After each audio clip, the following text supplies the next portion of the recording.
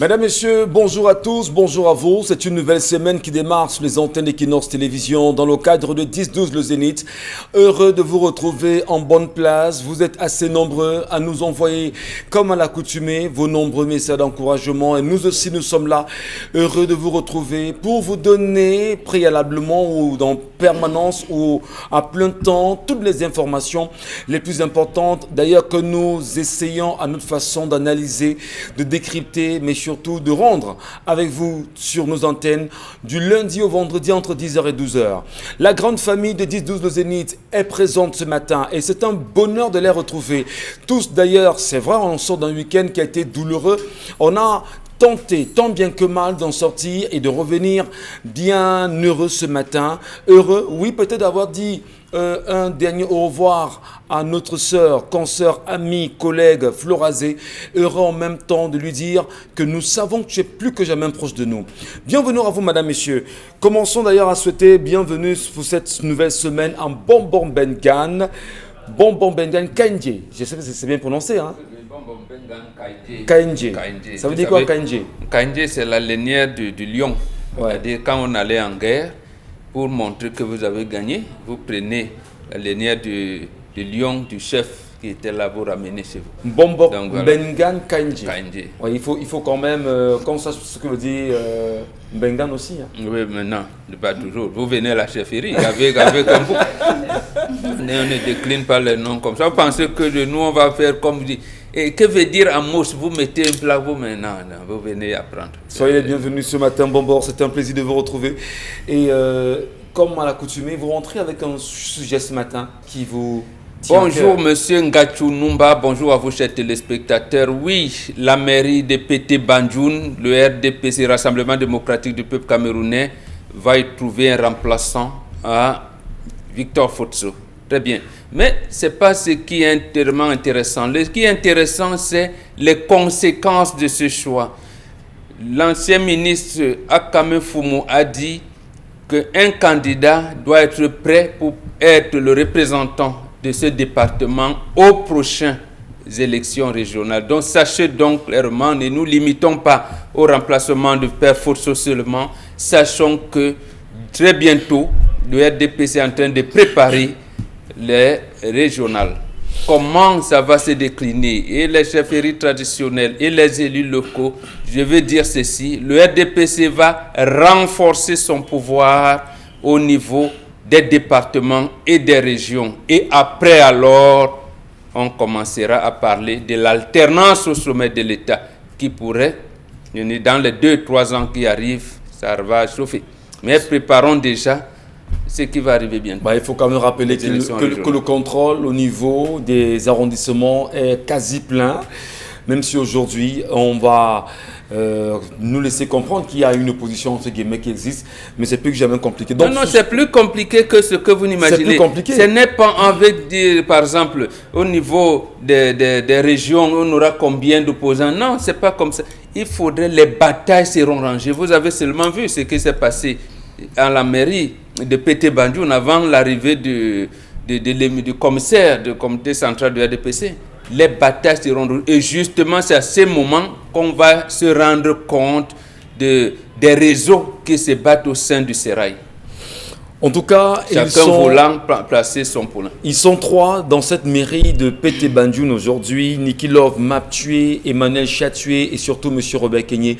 Nous sommes le 11 mai et en cette date justement, tout va se dire aujourd'hui. Hein, oui, en principe, comme il faut quand même l'apprécier, hein, le ministre Edouard Akame Fumu, depuis que le ministre est un homme qui sait faire des conciliabules. Donc, vraiment que ça s'est calmé, ça va aller vite et on aura le remplaçant de Victor Fotso aujourd'hui, qui pourrait même déjà être connu. Voilà. Vous avez une orientation? Non, la dame... voilà, donc Bonbon Bengan, Kaindje. Chawa Membachou, bonjour à vous et bienvenue. Bonjour, monsieur Michel Ngachou. Bonjour à tous les téléspectateurs. Que se passe-t-il sur nos axes routiers? Nos axes routiers sont devenus des tombeaux.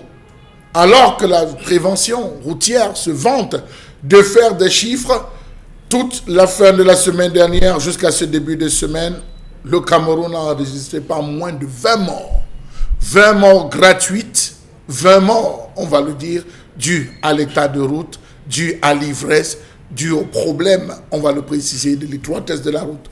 Pendant ce temps, la gendarmerie qui était respectée, la gendarmerie qui portait haut le flambeau, se retrouve être constituée de hors-la-loi. Un commandant qui tire sur la jambe d'un bensikineur parce qu'il n'a pas porté le masque. Un autre commandant qui tire à bout portant sur un étudiant en fin de cycle, en fin de formation à l'université, dans la filière de médecine à Bafoussam. C'est dire que véritablement, les hors-la-loi ont investi le corps de la gendarmerie. Comment les nettoyer? Salut Galax et Toga. Monsieur le 7. Espérons justement que le 7 vous entende ce matin, Charlemagne Batchou, parce que la réalité est plus que compliquée. Bafoussam se réveille depuis ce matin avec cet air de colère. On ressent dans l'air à Bafoussam effectivement qu'il y a des tensions, même si au moment où nous parlons, il y a une réunion d'urgence qui est en train de se tenir dans les services du gouverneur en ce moment. Il est important que ici, justice soit faite et que cette justice-là soit démontrée et prouver aux yeux du monde que ces personnes, c'est hors la loi, comme nous dit Charlemagne Batchou ce matin, soient véritablement traduits en justice et que cette fois-ci, la loi parle et que le droit soit présent. Karine Santia, bonjour à vous, bienvenue. Bonjour Michel Ngachou, bonjour aussi aux téléspectateurs. Assassinat du jeune Cyril Epanda à Bafoussam et la colère des internautes, ça va de manière violente sur les réseaux sociaux entre des commentaires qui disent que la gendarme aurait dû subir le même sort et d'autres qui penchent pour une justice efficace au Cameroun. Il y en a qui restent très dubitatifs et pensent que jamais la justice ne sera efficace au Cameroun. On a le cas de Jeune Bello, on a le cas de cette maman et ses enfants tués à l'extrême nord. On a tellement de cas. On a tellement de cas et quand on sait justement le lien qu'il y a entre l'armée et la justice, quand on sait aussi que les gendarmes sont considérés comme étant les officiers de police judiciaire qui mènent un travail assez formidable aussi, on se dit est-ce qu'on aura cette fois-ci une réalité? Est-ce qu'on pourra dire le droit? Est-ce qu'il y aura justice? Parce que s'il n'y a pas justice, tous les regards sont rivés vers le CED. Dis à monsieur le CED que nous vous regardons. On veut voir jusqu'où vous irez. Plus que jamais, le Camerounais a honte un tout petit peu de sa gendarmerie, honte un tout petit peu de son armée, honte un tout petit peu de ceux qui sont censés les rassurer que de les opprimer. Dominique Audrey Oyengelek, bonjour à vous, bienvenue chez vous. Bonjour Michel Ngachou, bonjour aux téléspectateurs. Ce matin, comme tout le monde, je partage la peine et la douleur de la famille de ce jeune homme. Monsieur Ngachou, l'article 249 à son alinéa 7 du Code pénal camerounais prévoit des sanctions pour toute personne qui autorise l'entrée, l'accès à des mineurs aux salles de jeu, aux jeux de hasard et autres. Aujourd'hui, au Cameroun, on les voit, ces endroits qui favorisent l'accès des jeunes à ce genre d'endroits. Que fait la gendarmerie pour empêcher que les mineurs n'aillent jouer aux jeux d'argent, aux jeux de hasard? Rien. L'argument de la carte, du jeu de cartes est aujourd'hui employé pour ce jeune homme qui a malheureusement perdu la vue. La vie, pardon. Combien sont les Camerounais qui ont joué à ce jeu? Méritent-ils tous une balle en pleine tête? Je ne pense pas. J'espère et vraiment je souhaite que justice sera rendue et qu'on n'aura plus jamais à vivre ce genre de choses. Est-ce qu'on a le droit de tirer sur quelqu'un alors qu'il n'est pas armé? Est-ce qu'on a le droit d'attenter à la vie de quelqu'un lorsque notre propre vie n'est pas en danger? Je suppose que ce sont les bases lorsqu'on suit une formation pour ce corps de la sécurité. À côté de ça, j'ai ouï dire dans l'une des dernières sorties du ministre de la Santé qu'aujourd'hui, le nombre de cas de coronavirus, l'augmentation peut être apparentée à la stigmatisation dont subissent certains nouveaux malades. Et qu'à côté de ça, c'est une forme de honte qui fait que les gens ne viennent pas dans les hôpitaux. Je suis désolée, monsieur le ministre. Si aujourd'hui on a ces cas qui ont augmenté, c'est simplement parce que les Camerounais ont été jetés dans la rue. Ce n'est pas la honte qui fait qu'on ait plus de cas. Ce n'est pas la honte qui fait que les gens restent chez eux avec cette maladie. Donc, vivement que le gouvernement trouve d'autres mesures ou bien trouve autres justificatifs pour justifier ces plus de 2500, si je ne me trompe. Ouais, un peu plus de 2500 déjà. Oui. Ce n'est pas la honte, encore moins la stigmatisation. Dominique Audrey Oyengelek ce matin avec cette première déclaration, madame, monsieur, ce qui nous permettra tout à l'heure de revenir rapidement aux différents, à l'histoire du jour. Hein. Et dans cette histoire du jour, nous on attendra de lire vos différentes réactions, vos différents commentaires. N'hésitez pas de le faire en nous écrivant sur la page Facebook 10-12 Le Zénith ou encore Equinox Télévision en live sur Internet. Un numéro s'affichera pendant l'émission au bas de l'écran. N'hésitez pas à nous laisser les commentaires que vous inspirera, bien évidemment, cette histoire du jour. Dominique Audrey, on se retourne vers vous. Il s'agit de quoi ce matin? Rebonjour Monsieur Ngachou, bonjour aux téléspectateurs. Ce matin, je vous raconte l'histoire de Marie. Marie est mariée depuis 12 ans déjà et elle raconte que les 4 premières années de sa vie de famille, de sa vie de foyer ont été très compliquées parce qu'elle a eu des difficultés à être enceinte. Son mari également, lui ne vivait pas au Cameroun, donc il venait au Cameroun 2 fois par an et elle dit qu'à toutes les tentatives de conception, c'était erroné. Son mari a tellement subi de pression de la part de sa famille et par rapport à son âge, parce qu'à cette époque, il avait déjà 40 ans, qu'il a fait venir sa femme à l'étranger.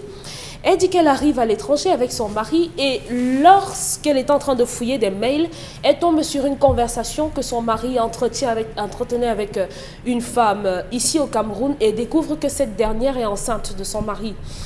Elle a été très froissée, elle a été blessée, brisée même, mais puisqu'elle voulait avoir ses enfants à elle, elle a continué dans ce mariage et n'a maudit.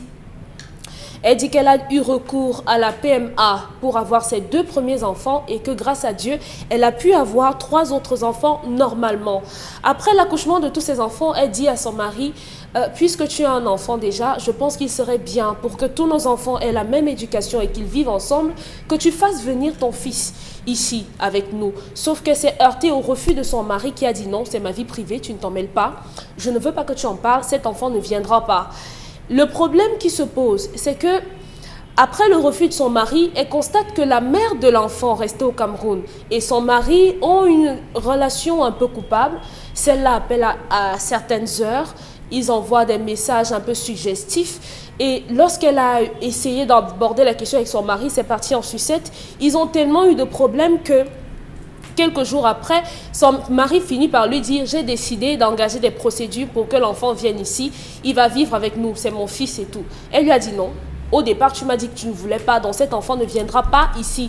Il lui a dit « Je suis désolée, je ne te demande pas ton avis, j'ai déjà engagé la procédure. » Et d'ailleurs, il y a des papiers que tu dois signer. Elle mentionne qu'elle doit signer des documents pour effectivement que l'enfant arrive à l'étranger pour pouvoir vivre avec son père. Donc la question qu'elle nous pose, c'est est-ce qu'elle doit signer ces papiers parce qu'aujourd'hui à la maison, son mari ne lui dit plus bonjour parce qu'elle a refusé de signer ces papiers. Ses enfants commencent à poser des questions de savoir pourquoi c'est aussi tendu avec papa. Papa ne mange plus à la maison, papa n'est plus constant, papa n'est plus content. Qu'est-ce qui se passe? Donc elle aimerait savoir.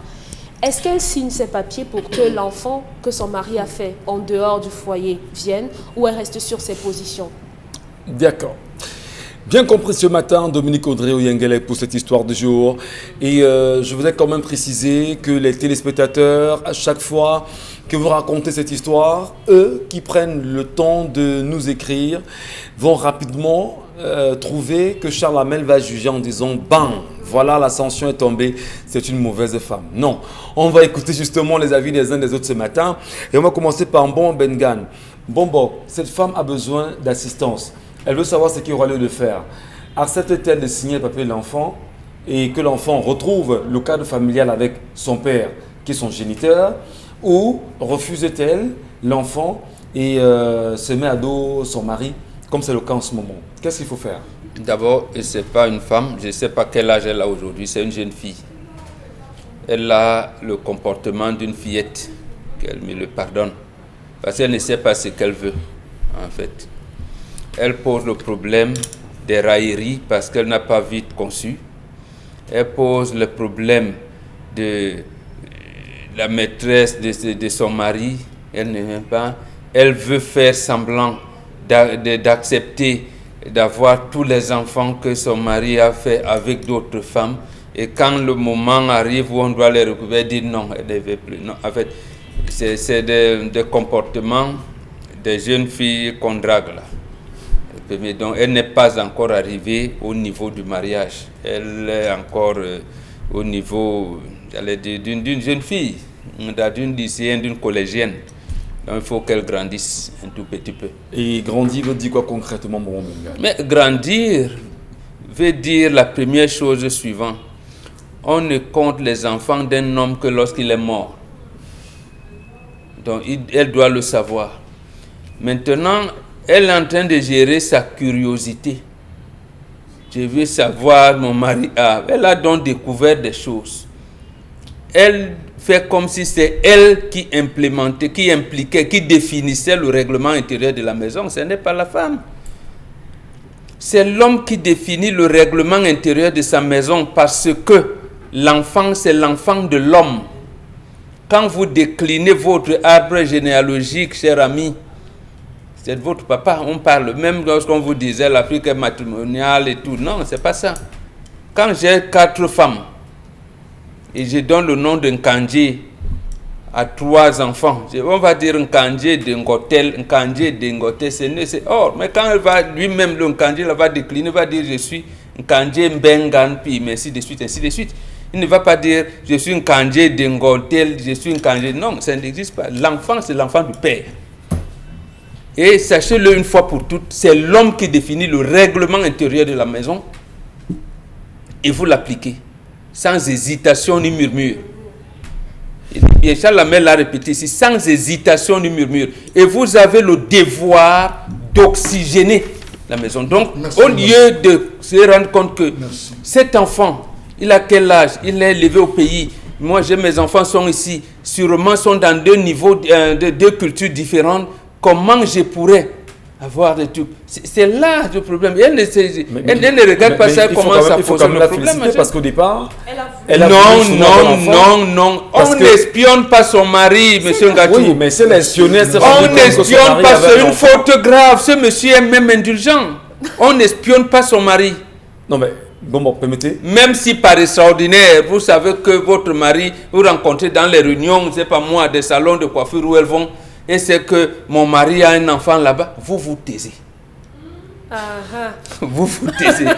Non, il faut être sérieux. Voilà. Elle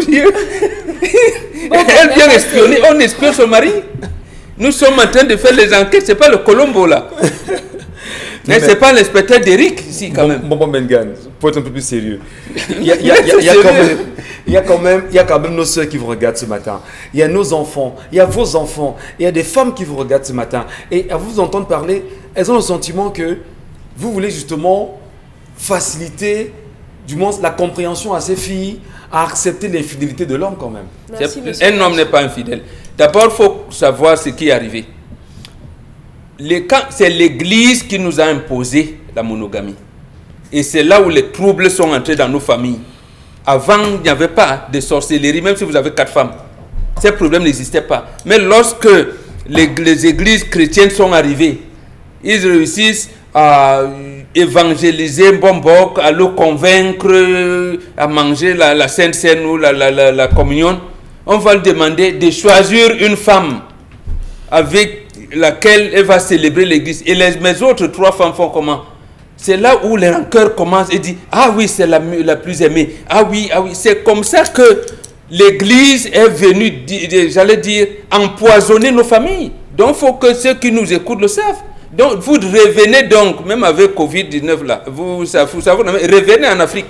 Donc revenez prendre ce qui est essentiel, ce qui est primordial et ce qui module normalement la vie. Donc, sachez que même si à la mairie c'est monogamique, les enfants sont quelque part. Il y a d'autres enfants qui sont quelque part ailleurs. Il peut y en avoir. J'ai dit, sachez qu'il y a des enfants qui sont quelque part ailleurs, ils peuvent venir à tout moment. Merci Mbombo. Donc, on vous a compris très bien. Karine Santia, si cette fille venait justement accepter cet enfant à la maison et que l'enfant revienne bien évidemment retrouver le nouveau cadre familial, est-ce que l'enfant a des garanties d'être vraiment accepté, bien éduqué et avoir les mêmes avantages que les enfants qu'elle a eu avec son mari précédemment? Enfin, je vais dire par après, parce que l'aîné est là. Je ne sais pas trop son degré de maternité, mais comptant déjà sur le fait qu'aujourd'hui elle refuse, je doute un peu, même si par après ça pourra se faire. Je le dis pourquoi? Parce que le fait quand même d'être en couple et de penser que les problèmes que vous avez, c'est parce que vous n'avez pas pu faire des enfants, c'est un peu trop léger l'explication. Le problème qu'elle a aujourd'hui, c'est qu'elle a un mari infidèle. Point. Son mari est infidèle. Et aujourd'hui, il veut intégrer son enfant suite à son infidélité dans sa maison. Maintenant, il faut qu'on dise aux femmes la vérité. Tous les enfants que votre mari a ont les mêmes droits devant la loi. Je dis les mêmes. Que ce soit dans ou hors mariage. Ils ont le même droit s'ils ont été reconnus. C'est pourquoi je dis à cette femme qu'elle sera obligée d'accepter de signer ce document-là. Maintenant, quand l'enfant va entrer dans sa maison, il ne faudra pas qu'elle fasse de différence entre ses enfants et ceux de son mari, parce que ça pourra encore plus fractionner la famille. Je peux comprendre son indignation, parce qu'au départ, elle a voulu l'enfant, mais je pense que son mari trouvait que c'était trop tôt, et parce qu'il n'avait jamais pu parler de cette situation de l'infidélité. C'est-à-dire que vous découvrez une vérité, vous gardez dans votre ventre, vous vivez avec. Et le jour où vous voulez en parler, c'est pour dire qu'on fasse venir l'enfant, c'est suspect. Il dit c'est suspect. Tout le monde trouvera ça suspect. Vous connaissez que quelqu'un a fait quelque chose contre vous, vous gardez. Mais le jour où vous en parlez, c'est pour lui demander de venir vous demander pardon. C'est comme si, en fait, vous étiez en train de piéger la personne pour que dès qu'elle arrive, ce sera un appât. Donc, je pense que c'est pour ça que son mari a d'abord refusé dès le départ. Mais maintenant, je pense qu'il accepte parce qu'il a besoin que son enfant vive dans une autre atmosphère, dans une atmosphère différente. Et il est temps pour elle d'accepter cet enfant. C'est pas que elle peut accepter et il va encore faire un autre enfant avec cette femme ou encore avec une autre femme. C'est pas pour dire qu'elle va accepter tous les enfants. Mais je pense qu'elle est au courant de l'existence de cet enfant depuis et elle doit accepter. Elle doit signer. Peut-être pas par obligation, mais par maternité. Peut-être que son mari le fait aussi parce qu'il sent que son enfant n'aura pas le nécessaire pour vivre. Peut-être que la mère de l'enfant ici au pays, c'est une paplée ou une palapala, comme on le dit souvent. Elle n'a pas assez de temps pour l'enfant. Chaque fois qu'il appelle, elle dit que non, je suis dehors, je suis machin et tout. Et il a peur que ce soit n'importe qui élève son enfant. Donc il a besoin que son enfant soit près de lui. Donc il faudra qu'elle prenne un peu ces paramètres-là. Sauf que après, il ne faudra pas imposer vos enfants que vous avez eus avec vos maîtresses à vos femmes comme si elles devaient accepter ça de manière indulgente. Vraiment, c'est une négociation, ce n'est pas une obligation. Je le dis pourquoi? Parce qu'il y a des hommes ici qui font subir... Mais si on négocie et qu'elles ne comprennent pas carrément. Non, il n'a pas négocié. Tu ne peux pas négocier quelque chose avec quelqu'un et elle ne comprend pas. Non. Dans cette négociation, vous impliquez d'abord l'acceptation de la faute que vous avez commise. On ne négocie pas sans accepter la faute. C'est pas comme ça. On négocie en acceptant la faute qu'on a d'abord commise. Je sais vraiment, chérie, je sais que j'ai merdé, mais j'aimerais vraiment que tu prennes en considération le fait que l'enfant là, il est innocent, il n'a pas demandé à venir au monde. Facilement, toutes les mamans comprendront cette histoire. Mais si vous venez dire, c'est mon enfant et c'est ma maison, c'est moi qui commande, tu n'as rien à dire. Ah non, vous allez parfois vous heurter un mur si vous avez une femme qui est aussi sur le bras de fer que vous. Donc, ce n'est pas une affaire de bras de fer. Vraiment pas du tout. Vous parlez facilement et ça passe. Ce n'est pas comme si aujourd'hui, vous devez faire admettre à quelqu'un quelque chose qu'il n'aime pas alors que vous savez que la personne n'aime pas. C'est une négociation. Très bien. Charlemagne Batchou, on a peur de l'ascension parce qu'il y en a qui disent que là, lorsque Charlemagne prendra la parole, on risque d'avoir l'ascension selon laquelle c'est une mauvaise femme. Non, on vous entend ce matin, on vous écoute. Quelle est l'appréciation que vous faites de cette histoire ce matin? Que dites-vous à cette femme, Charlemagne? C'est une mauvaise femme. C'est nouveau ça. C'est une mauvaise femme, monsieur Michel Ngachou. Il y a deux proverbes qui sont très utilisés chez les Bantous. Le premier, on dit, le regard de l'homme est porté vers l'avenir, celui de la femme est porté sur ses pieds. Le regard de l'homme est porté sur l'avenir, celui de la femme sur ses pieds. La preuve, vous avez des hommes qui ne parviennent même pas à tailler leurs ongles. C'est parfois la femme qui coupe les ongles de l'homme parce que l'homme regarde difficilement le sol. C'est la femme qui est toujours à regarder. Donc, pour dire que La femme est d'un égoïsme phénoménal. Tout pour elle, rien pour les autres. Premier point. Deuxième point, il y a un proverbe qui dit, la maman doit enseigner à sa jeune fille qu'elle ne sera pas la seule à son mari. Et la jeune fille, une fois mariée, doit enseigner à ses enfants qu'ils ne seront pas les seuls. C'est une chaîne. Alors, si on respecte ça, il n'y a pas de problème. Tout homme ou le devoir d'un père, c'est de donner dans la mesure du possible l'éducation à ses enfants.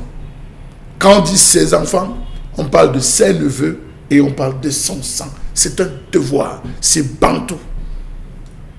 Votre neveu vient vous dire, papa, je ne vais pas à l'école. Ne lui posez pas la question de savoir pourquoi ton père. Non, vous le tirez derrière, vous donnez. Vous êtes son père. Ça, quand c'est conçu et c'est bien pensé, la femme n'a pas le droit. Il y a 4 personnes qui peuvent juger un homme. Et il faut que les femmes le sachent aujourd'hui. Les 4 personnes qui peuvent juger un homme, le premier, c'est le premier né de la concession. C'est celui qu'on appelle le premier pupille de la concession. C'est lui qui peut juger. Parce qu'il a vu le jour dans la concession, le premier. Le deuxième, c'est le conseil de famille constitué des oncles. Le troisième, c'est le chef de famille. Et le dernier, c'est la chefferie traditionnelle. Et si la femme est venue avec un enfant avant, que dites-vous? On ne comptabilise pas la femme. Ne comptabilisez pas la femme. Vous avez vu, quand vous assistez à un deuil, vous voyez, on laisse le portail toujours ouvert. Lorsque vous voyez une femme qui arrive avec l'enfant, qu'est-ce qu'on fait? On demande à la femme, c'est pour nous, on dit oui, on pousse la femme, on prend l'enfant, on garde. On ne garde pas la femme. Si vous avez vu, on prend l'enfant et on pousse la femme. La femme ne compte pas. Wow. Je le dis aujourd'hui, la femme ne compte pas.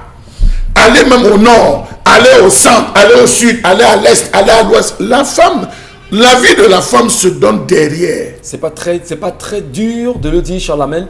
Lorsque vous dites que la femme ne compte pas, même si en pays bantou, c'est une logique ancestrale, oui. Comment on dit ça, bien muelée sur les générations. Lorsque vous dites que la femme ne compte pas, ne croyez-vous pas à un moment donné qu'elle se demande, moi je fais des enfants, vous savez, vous-même vous me prenez, j'éduque, ainsi de suite. Vous me prenez au premier degré. Vous me prenez au premier degré. Donc c'est pas très dur. Là tout de suite, voilà une femme qui ferme la porte. Est-ce que la femme a le droit de fermer la porte? Est-ce que la femme a le droit de fermer la porte en disant non, tu ne sors pas? Non, personne ne sort. C'est du ressort de la femme. Il ne faut pas inverser les rôles. Et nous sommes en train d'inverser les rôles. Lorsque vous installez la démocratie chez vous, attendez-vous à ce qu'il y ait au moins 30 partis d'opposition dans votre maison. Et vous serez le seul leader. Pour gérer, vous aurez toutes les difficultés. Il faut quoi, la dictature? Merci Charles Hamel Bachou. On va revenir avec vous tout à l'heure, Charles Hamel. Le temps, bien évidemment, de prendre l'avis de Dominique Audrey Oyengele, qui, au-delà quand même de l'histoire qu'elle nous raconte ce matin, il y a lieu de sauver cette fille. Peut-être, voulez-vous bien rebondir sur les propos de Charles Hamel Bachou bien avant Dominique Audrey? Non, malheureusement, nous ne sommes pas du même monde. Dans le monde, chez les Bantous, là-bas, la femme, ça ne compte pas ce qu'elle dit, ce qu'elle pense. Mais maintenant, l'environnement d'où moi je viens, chacun a son mot à dire. Que ce soit l'homme ou la femme, nous sommes tous dotés de jugeote. On est tous dans un couple, donc forcément, chacun a son avis à donner. Donc, je parlerai pour les gens qui sont de ce côté de la rive, que cette femme a malheureusement perdu la confiance qu'elle avait en son mari.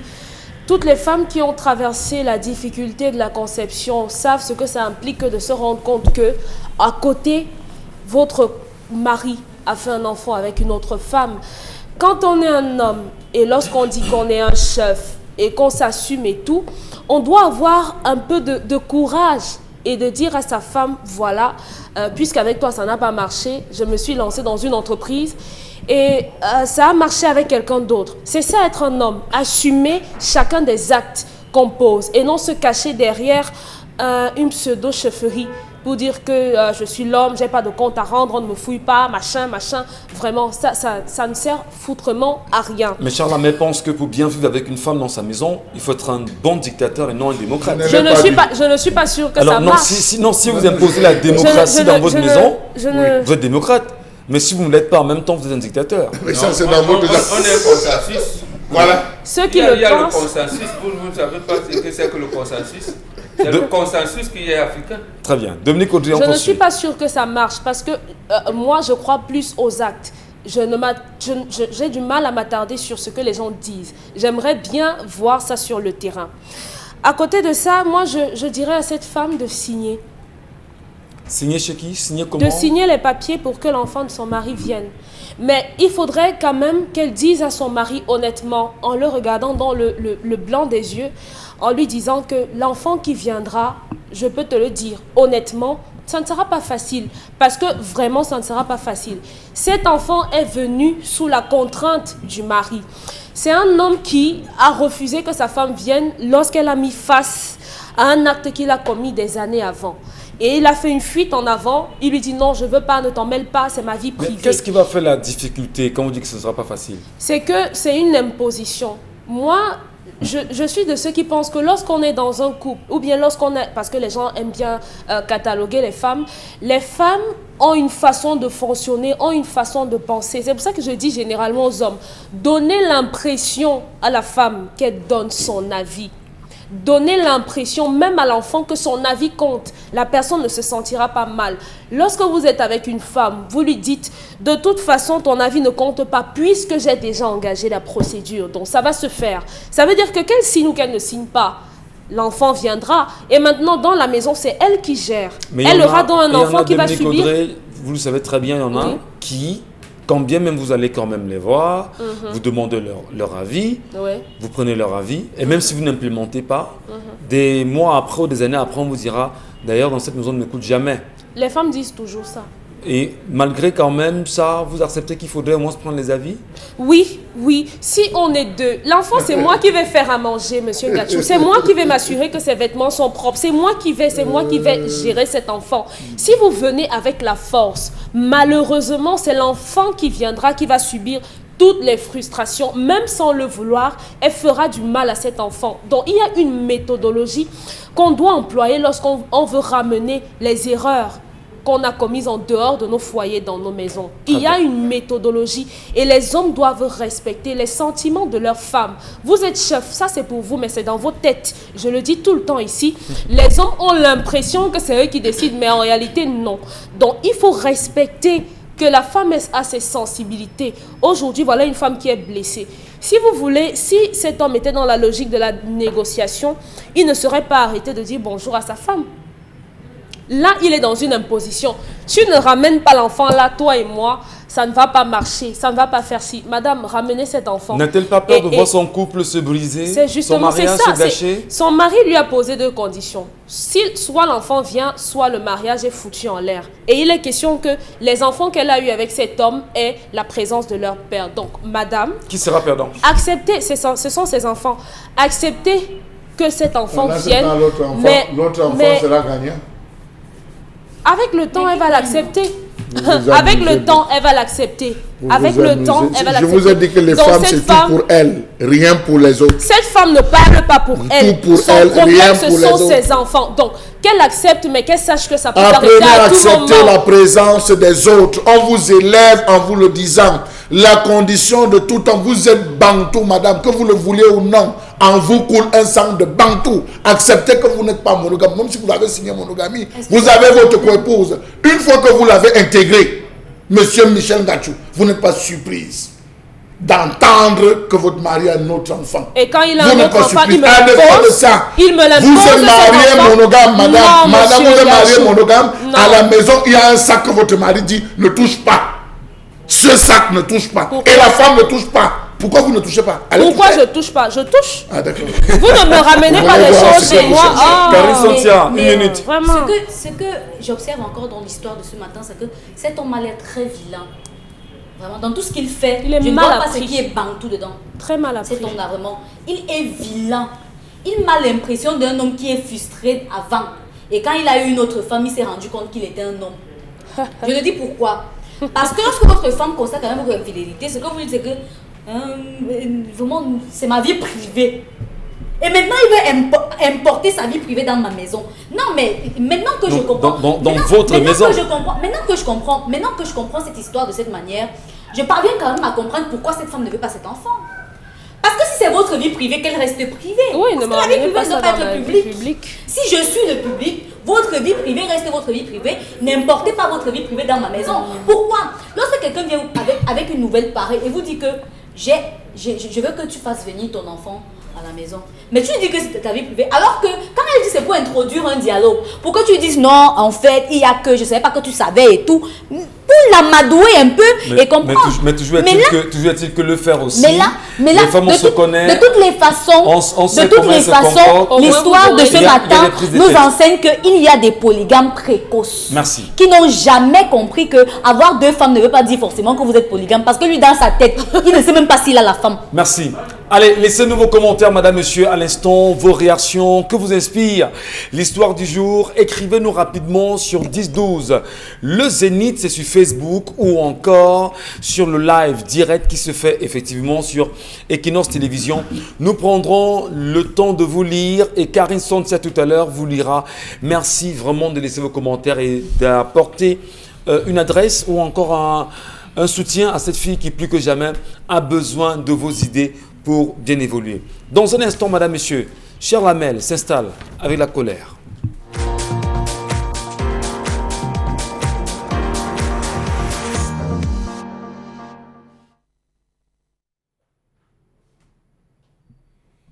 Je m'interroge ce jour sur la question de la gestion de la mission de promotion des matériaux locaux dans ce pays. La MIPROMALO. Peut-on dire que la MIPROMALO valorise l'emploi des matériaux localement fabriqués en vue de réduire les coûts de réalisation des équipements nationaux?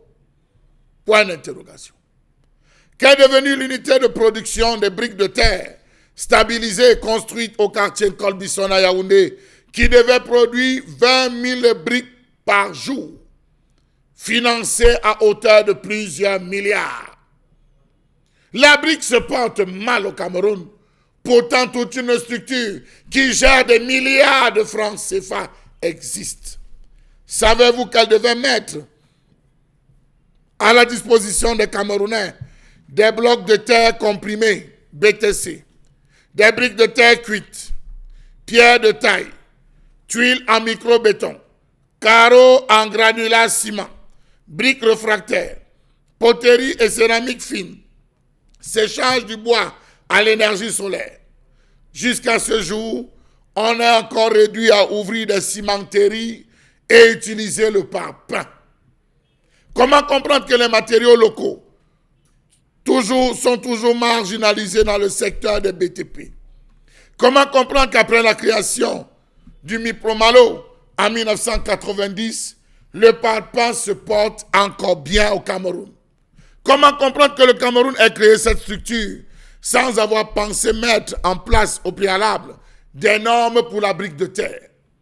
Comment comprendre que 7 ans après cette prescription gouvernementale qui prescrivait l'utilisation obligatoire des matériaux locaux dans tous les projets gouvernementaux de construction des édifices publics jusqu'au niveau R+1, des centaines de bâtiments neufs appartenant à l'État sont sortis de terre sans qu'aucun n'ait construit ou n'ait été construit en briques de terre produites par la mission de promotion des matériaux locaux. Avec quels matériaux construit-on les logements sociaux dans ce pays? Pourtant, l'une des missions de la MIPROMALO, c'était de vulgariser la brique de terre. Comment comprendre que la MIPROMALO et ses artisans n'ont pas croulé sous le poids des commandes provenant des entrepreneurs des BTP?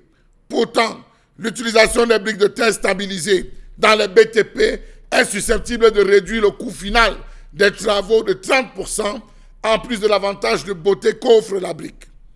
Comment comprendre le fait que depuis sa création, elle n'a pas aidé à la recherche de la localisation géographique et de l'estimation des gisements de matériaux locaux et matériaux innovants, ainsi que la détermination des paramètres de leur exploitabilité?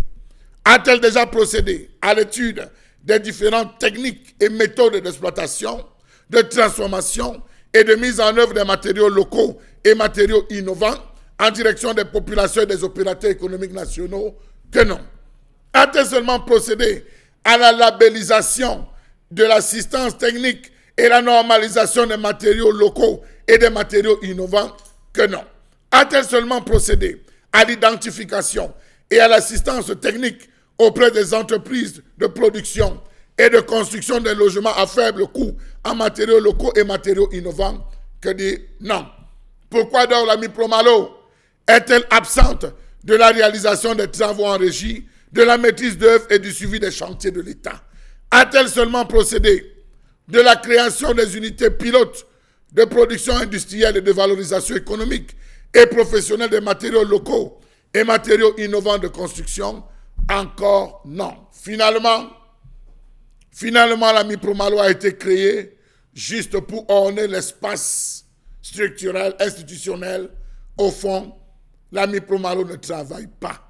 Elle devait être ici à Douala et proposer un modèle de briques avec les gisements de matériaux pris dans le camp. Elle devrait être dans le centre avec comme modèle la terre d'Akoloninga. Elle devait être à l'ouest avec comme modèle la terre de Bouddha, la terre de Banjoun. Mais hélas, Battu ce matin, madame, monsieur, la colère portée bien évidemment sur le Mipromalo.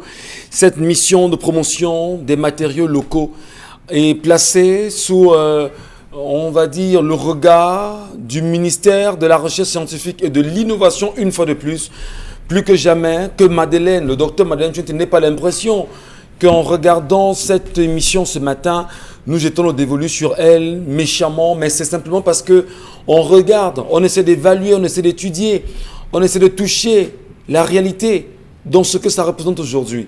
J'ai eu la chance peut-être il y a quelques années de me rendre dans une foire initiée par ce ministère. On était effectivement à l'hôtel de ville de Yaoundé où le Mipromalo a fait des expositions. Et la question moi-même que je me suis posée ce jour était de savoir qu'est-ce que vous avez déjà réalisé en termes de construction? On n'en trouve pas, on n'en parle presque pas. Et quand on imagine effectivement le budget annuel voté pour cette entreprise nationale sans réalisation, on se pose la question à quoi sert véritablement le Mipromalo. Bon Bengan, au-delà de la colère exprimée ce matin, n'avez-vous pas le sentiment, en tant que Camerounais, quand on voit une gestion aussi, on va dire, boiteuse de la chose publique, qu'il faudrait invoquer peut-être un déluge pour repenser le Cameroun véritablement? Peut-être c'est très dur de le dire, mais on a le sentiment qu'il faut le faire. Il faut le faire. La Mipromalo, comme disait Charles Hamel à sa conclusion, participe seulement à enrichir le vocabulaire de l'arsenal administratif au Cameroun, c'est tout. Et dire qu'on a une structure qui fait la promotion de matériaux locaux, c'est tout. Je ne suis même pas sûr que la Mipromalo aide même encore aux recherches. Parce que ces recherches où on ne fait pas l'expérimentation, je ne sais pas à quoi ça sert. Est-ce que recherche, il y en a? Oui, il y en a eu. L'ancien ministère des Mines et de l'Énergie, bon, on l'a sectionné en plusieurs aujourd'hui, avait des bâtiments en planche.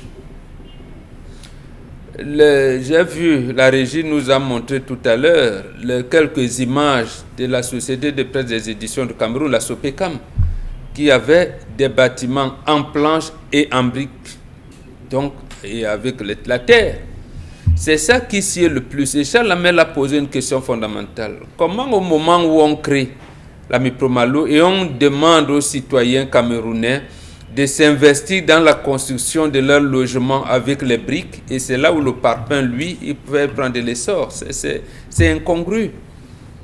La première chose à faire, c'était effectivement d'avoir des gens, parce que nous avons des ingénieurs des travaux publics, nous avons pléthore des ingénieurs à plusieurs options, d'imaginer, la première chose on fait, les études, les expérimentations, mais il faudra aller à la deuxième étape, c'est-à-dire que le gouvernement dit par exemple que nous allons construire une cité SIC à Bertois à Molundu, je ne sais pas moi, à Bombang, avec des planches. Avec des planches, par exemple, parce que le bois est expérimenté là-bas, ça va ouvrir le tourisme, ça va participer au logement social. Vous me faites des cités SIC à Yaoundé en planches et en briques, vous faites à Bertoua, à Bombang, à Molundu, je ne sais pas moi, à Bafoussam, à Garoua, avec les matériaux locaux. Je pense qu'on n'aurait pas atteint ce degré de déshonneur que nous avons eu dans la construction des logements sociaux. On vous dit, ah oui, mais nous ne maîtrisons pas, le ciment coûte cher. Eh bien, nous piétinons le sol, non? Tout le temps. Nous allons au champ, donc nous avons la terre chaque fois. Et les gens, les ingénieurs camerounais ont étudié la terre, l'ont compactée, ils ont mis un certain nombre de matériaux. Pourquoi on ne les utilise pas? Recherche donc, sans publication, bon Bengan, on fait des recherches, on ne les publie pas, aucune réalisation. À quoi ça sert de la garder? Mais justement, ça ne sert à rien. Ça veut dire qu'en fait, on vous dit, vous ne cherchez pour rien. Ça veut dire alors que vous n'êtes même pas des chercheurs, puisque les choses que vous allez chercher ne serviront à rien. Et c'est même pour ça qu'on ne leur donne même pas leur prime de recherche. Donc, là également, c'est la faute à l'entrepreneur en chef, malheureusement. Parce qu'on ne peut pas créer une structure comme celle-ci et ne pas demander si la SIC et la maïture n'ont pas fait quelque chose pour qu'on construise une cité SIC avec les matériaux locaux à Douala, Yaoundé, à Bafoussam, à Garoua. C'est pas possible. L'entrepreneur en chef a fauté sur toute la ligne. Et même les multimilliardaires qui sont à Yaoundé là. Et au moins ils pouvaient commencer à dire que ma Mipromalo est là. Mais ils font la course du parpaing et même les immeubles tombent et tout. C'est pas possible. Donc le Cameroun est vraiment une curiosité planétaire. Bon Bengan, ce matin, pour son avis concernant cette colère de Charles Amel Batchou, on se retourne vers vous. Karine Santia, Mipromalo, existence, mais surtout sans réalisation. Je posais la question bien évidemment tout à l'heure en Bombang. En observant tout ce qui a été relaté ce matin, devrait-on la garder ou la dissoudre, à votre avis? La dissoudre. Ah oui. Quand quelque chose, vous-même, hein, vous ceux qui lisent la Bible, dans la Bible, on dit que si votre bras vous empêche d'évoluer, vous le coupez et vous avancez. C'est ça, en fait, cette histoire de toutes ces agences et autres organismes qu'on crée au Cameroun pour gérer une petite activité qu'on trouvait fluctueuse. Et dites-vous bien, à chaque fois qu'on crée une structure pour gérer une activité qui est importante au Cameroun, c'est pour tuer l'activité en question. On n'avait pas besoin de la Mipromalo pour construire les maisons en terre battue au Cameroun. Mais il y a des maisons en terre battue, que ce soit dans les campagnes, et même ici en ville, à PK11, PK12, PK14, là-bas, il y a des maisons en terre battue. Mais on n'a pas eu besoin de la Mipromalo pour le faire. Mais depuis que la Mipromalo existe, s'il vous plaît, tout le monde veut maintenant aller vers le parpaing. Et pourtant, on peut faire des maisons en pierre. Il y a de la pierre au Cameroun. Mais ça n'existe pas. Les gens ont même encore honte de vivre dans une maison en carabote, en planche. Parce que pour eux, c'est une maison des démunis et pourtant les planches coûtent extrêmement cher.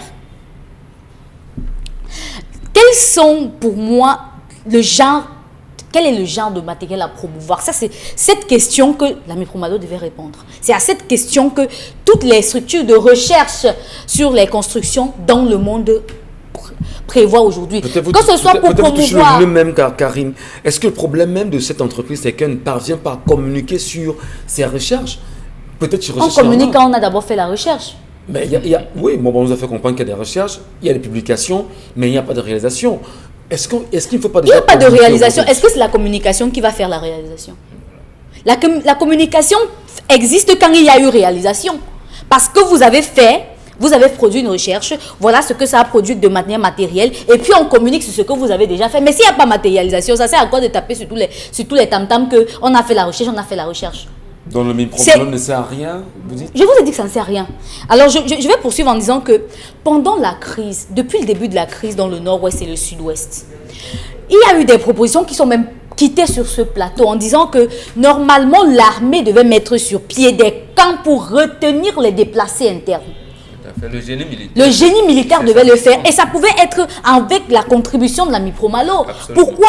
Parce que c'était le moment pour eux de nous montrer qu'il y a des édifices qu'ils peuvent faire. Mais jusque-là, il n'y a pas eu de camp pour retenir les déplacés. Donc, au final, même s'il y avait des camps, je vous assure que ça aurait été des tentes importées, mais pas du matériel camerounais. Donc dites-vous bien que dans notre pays, on fait tout pour que ceux qui viennent du Cameroun ne prospèrent pas. Et pendant même cette crise anglophone, le 17 octobre 2018, le chef de l'État a produit un décret réorganisant l'ami Promalo, mais qui jusqu'ici on nous disait que ce décret-là devait permettre à ce que l'ami Promalo se détache sur le terrain, crée des unités dans les régions et autres pour pouvoir mener à bien les activités. Mais aujourd'hui, quand vous regardez sur le terrain, vous voyez qu'il y a eu quoi qui a augmenté ou qui a changé? Malheureusement. Vous avez déjà vu un édifice, oui, public, construit par l'ami Promalo? Malheureusement. Vous avez déjà vu Malheureusement. une route spécialement faite par l'ami Promalo? Peut-être la Sopecam, on ne sait pas. Non, c'était là, ça date de 1973. Ça date de tellement longtemps. Merci. 1973. Prenons l'avis de Dominique Audrey sur le sujet, justement. Dominique Audrey, vous avez entendu Mbombo Karine et bien évidemment à la suite de la colère de Charles Ahmed de ce jour. Qu'en dites-vous? Je vais pas être très Garder long parce l'ami qu'ils Promalo ont, ou la dissoudre? Je ne vais pas être très long parce qu'ils se sont suffisamment exprimés. Mais si vous fermez, qu'est-ce qu'on fera de leur centre de formation qu'ils ont décidé d'ouvrir? Le centre dans lequel on va fermer les étudiants à la fabrication de matériaux, à la mécanique, à la construction des routes. Parce que tellement ils en ont fait durant leur existence que maintenant ils sont prêts à former des Camerounais. Donc si vous les fermez, vous fermerez aussi l'école. Moi je suis attristée quand je pense à la mine Promalo. Lorsque je me rends compte que M. Salomon Tondje en 2010-2011 nous a présenté une machine à décortiquer les arachides faites de bois au Cameroun. Malheureusement, personne ne sait même où il est passé cet homme. On ne sait même pas s'il a envie, sans même parler de la fabrication qu'il a faite. Est-ce qu'il a été promu? Non. C'est au ministère des Relations extérieures qui avait organisé un séminaire sous le Commonwealth qu'on a présenté cette trouvaille. Qu'a fait le ministère de la Recherche scientifique par rapport à cette invention, si on peut appeler ça comme ça? Rien du tout. Donc, autant de choses qui font que même si aujourd'hui, on a des Camerounais qui brillent par leur inventivité, on ne pourra pas en être informé. Et c'est après qu'on lira dans des articles en France que voilà un Camerounais qui a fabriqué telle chose avec des produits là-bas. Pourtant, nous, ici, nous en avons besoin. La question que je me pose aujourd'hui, c'est qu'aujourd'hui, malheureusement, tout le monde veut mettre les carreaux dans leur maison.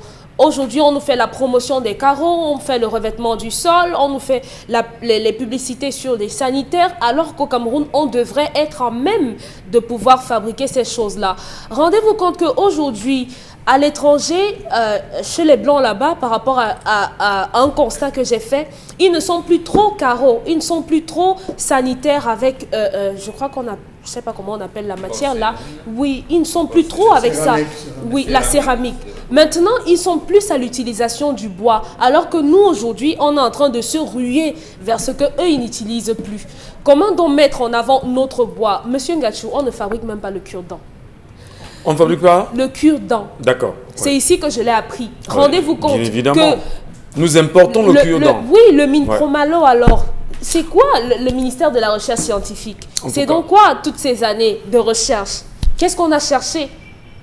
En tout cas, on va bien évidemment vous attendre, madame, monsieur, pour vos différentes lectures. Que vous inspire la mission de promotion des matériaux locaux au Cameroun? Docteur Madeleine Tuente, qui est à la tête bien évidemment de cette entreprise, parce qu'en même temps elle est chapeautée par le ministère de la Recherche scientifique et de l'Innovation, devrait-elle la fermer ou pas? Et si oui, pourquoi? Sinon, pourquoi la garder quand on n'a pas de résultat? Vous les avez suivis chacun sur ce plateau, chacun s'est prononcé dessus. Maintenant, nous attendons vos contributions. Charles Membatou, tout à l'heure, en deuxième partie, reviendra nous brosser globalement l'état actuel, mais surtout les objectifs qu'il faut mettre en place pour garder soit cette entreprise, soit de la dissoudre. On en reparle dans un instant.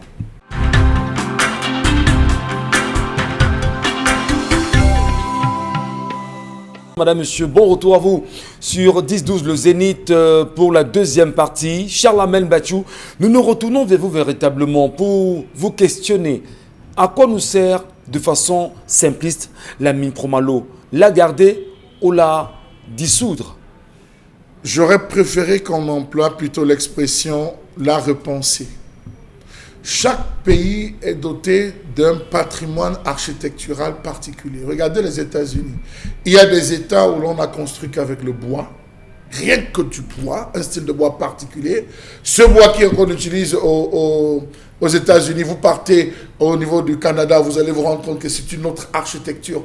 Mais qu'est-ce que nous mettons en avant? Notre patrimoine architectural au Cameroun, qu'est-ce qu'on met en avant? Regardez la manière avec laquelle même les chefferies traditionnelles sont dénaturées. Aujourd'hui, les chefferies traditionnelles sont partagées entre l'archaïsme et un modernisme qui ne dit pas son nom. Pourtant, on devrait conserver ces différentes valeurs. Lorsque vous allez dans le centre, vous allez vous rendre compte que dans le centre, les constructions sont particulières. Vous allez à l'ouest, l'architecture de l'ouest est différente. Là-bas à l'ouest, la cuisine a un endroit précis. Au centre, la cuisine, elle est devant. Vous allez à l'est, la cuisine est à côté. Donc, il y a des dispositions qui sont différentes. L'ami Promalo pouvait, s'inspirer de nos pratiques ancestrales pour pouvoir réaliser et conserver le patrimoine. Premièrement, on a associé tout, sauf ceux qui ont fait des instituts de formation artistique. Vous avez besoin de travailler avec ceux qui sont passés par des instituts de formation artistique dans la création, parce que ça, c'est une question de création.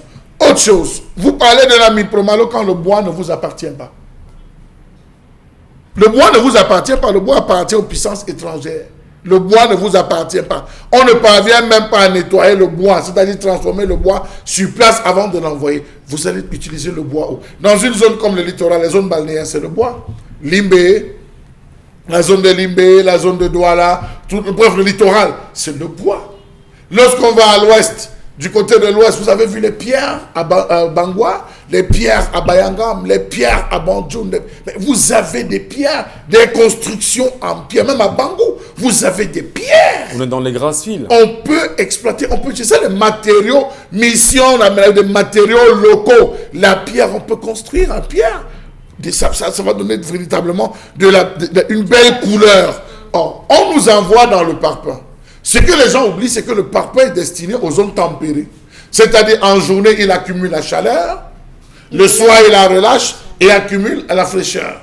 Voilà le système du parpaing. Le parpaing n'est pas adapté pour l'Afrique. Et comparativement à la brique? Toute maison faite en brique et en pierre, vous avez une fraîcheur inestimable à l'intérieur. Je le dis. Je dis continue. Vous n'avez pas besoin de climatiseur dans une maison en pierre. Dans une maison en brique. Là, après, vous êtes au village. Lorsque vous étiez au village, est-ce que quand il faisait chaud dehors, vous avez chaud à l'intérieur? Non. La pièce est toujours, je dis, à l'ouest. À Bassamba. Ouais, la pierre, l'intérieur est toujours, mais la température interne est maintenue. Donc, il faut dire que l'ami Promalo, vous avez des ministères, excusez-moi, qui se cherchent. Vous avez le ministère en charge des finances. C'est normal. Il faut décaisser l'argent. Vous avez la tutelle technique, le ministère de la recherche scientifique et de l'innovation qui lui-même se cherche. Parce que c'est un ministère qui se cherche. Vous avez le ministère de la formation professionnelle. Et là, je voulais répondre à Dominique en disant, on a associé le ministère de la formation professionnelle et de l'administration territoriale. Tous ces ministères qui s'agglutinent derrière le Promalo apportent quoi? Nous devons avoir un siège de l'ami Promalo à Douala qui devait évaluer les matériaux locaux ici à Douala, comment construire. Vous allez vous rendre compte que lorsque les explorateurs arrivaient, les colonisateurs, toutes les maisons à Douala étaient en bois et bien construites. On pouvait revaloriser la pagode, proposer des modèles de construction comme la pagode de Bonanjo. S'il vous passez, je crois qu'il vous est arrivé de visiter la pagode, vous allez vous rendre compte que c'est un univers, bon Dieu. Mais aujourd'hui, c'est devenu quoi? Une maison à louer. Vous avez la maison de Mandé-Sibel. La maison de Mandé-Sibel a été faite avec de la brique de terre. Allez voir. Vous allez à la chefferie de Foutouni. Jusqu'aujourd'hui, il y a une maison qu'on a construite en 1952. en briques de terre, sans poteau. Ça existe encore à la chaufferie. Donc, je peux vous prendre des cas. C'est des modèles sur lesquels le Mipromalo devait s'inspirer pour nous produire quelque chose de convenable. Mais hélas, Il faut donc la repenser. j'ai dit il faut la repenser. Qui doit la repenser? L'entrepreneur, celui qui a créé... L'entrepreneur en chef. Vous avez eu le professeur, comment on l'appelait, UFO Tchindjé, C'est l'actuel recteur de l'université. elle a mis plus de 10 ans. On a attendu. Et elle a pleuré tous les jours. Hein. Elle a dit au gouvernement, j'ai les matériaux, venez vous en servir. Comment vous imaginez que le ministère des Travaux publics, qui est l'ingénieur de l'État, ne passe pas des commandes au Mipromalo? Nous avons besoin de construire la résidence de préfet. Il nous faut les matériaux. On appelle. Les logements sociaux. Vous regardez les logements sociaux, c'est les parpaings. Ce n'est pas la brique de terre. Le Mipromalo, alors, sert à quoi? Rien que de la poudre de perlimpinpin dans ce pays. Charles-Amel Mbathiou ce matin, madame, monsieur, 10-12 le Zénith, ça se poursuit. Vous êtes vraiment nombreux à nous laisser plein de messages. Nous allons les prendre tout de suite et maintenant avec vous, Karine Sontia. Nous sommes déçus de la quasi-totalité des projets au Cameroun. On a la terre, le bois et les pierres pour tout entreprendre. Le boulevard des Champs-Élysées est construit en pierre et certaines routes en Italie. On ne peut rien entreprendre de ce régime, attendre de ce régime. Donc dire que les matériaux sortent justement de ces pays-là pour refaire justement les routes. Quand on parle de la France, je vais vous prendre, de l'Italie, je vais vous prendre un cas. Rien n'est parti d'ailleurs. À Melon, dans la zone de Melon. Les papas ne sont pas à Melon, les mamans, lorsqu'elles vont en brousse, elles cueillent les noix. Comme vous les voyez au bord de la route, elles transforment l'huile de palme. Les coques des noix, elles reviennent, elles reversent ça sur le long de la route. Sur la route, c'est-à-dire qu'elle bouge le truc et elle verse comme littéralement les coques là, oui, les palmistes sur la route. Et après, les jeunes enfants dament, ils dament, ça entre dans le sol, ils dament, ça entre dans le sol. Lorsque vous arrivez, vous avez l'impression que c'est un autre revêtement, type de revêtement. Ils vous disent non, c'est pas un autre type de revêtement, c'est les coques de palmistes qu'on a versées. Et je vous assure, c'est d'une beauté. Beaucoup de ruelles, je dis beaucoup de ruelles. Après le stade, juste après le stade de Melon, oui, toute cette zone, vous allez vous rendre compte que toutes les rues à l'intérieur, c'est le palmiste, les coques de palmistes qu'on a jetées. Et je vous assure... Elles ne sont pas des ingénieurs. Malheureusement. Allez, là, vraiment, poursuivez-vous, Karine Sontia. Alors, en ce qui concerne le ministère de la Recherche scientifique, moi, personnellement, je ne vois pas ce qu'il a fait de concret. De nos jours, les Camerounais préfèrent vivre des découvertes des Occidentaux et ne prennent pas en compte les leurs. Par rapport à l'histoire du jour, cette femme est gravement occidentalisée et très jeune de réflexion de nature. L'homme accepte et prend les responsabilités de l'enfant d'une femme fait ailleurs, mais la femme non. Si elle accepte cet enfant, elle va le maltraiter. C'est implice depuis Dakar. Par rapport à l'histoire du jour, je crois qu'elle devrait signer le papier puisque c'était son intention depuis le départ. Et elle devrait parler calmement avec son mari de la situation et prendre des décisions pour le bien de l'enfant. Rosette Ndongé à Yaoundé. Alors, la colère du jour, pour moi, dans un pays où on importe même le riz et le maquereau chinois, c'est le matériel local qu'on va promouvoir. Nous, on compte les chauves-souris. Ça me rappelle l'histoire de l'agriculture numérique. Toujours des projets et institutions pour satisfaire leurs petits copains et se lancer dans la gabégie financière et nous dire après comment il n'y a pas d'argent. Quand un père passe son temps à donner des ordres sans jamais vérifier si ses instructions sont respectées et quand il ne punit jamais les récalcitrants, eh bien, ça donne ce qu'est le Cameroun. On crée la Mipromalo et on donne à la base elfe à Dangote. On donne la base elfe à Dangote. Un autre message par rapport à l'histoire du jour. Dangote ramène du ciment et pourtant on a la Mipromalo à côté. Bon, c'est un investisseur, c'est tout à fait normal. Le pays est ouvert aux investisseurs. On ne va pas fermer la porte quand même. Nous avons des liens naturels. Nous avons des liens naturels. Est-ce que vous savez que la meilleure colle qui existe au monde, c'est la sève de la prune?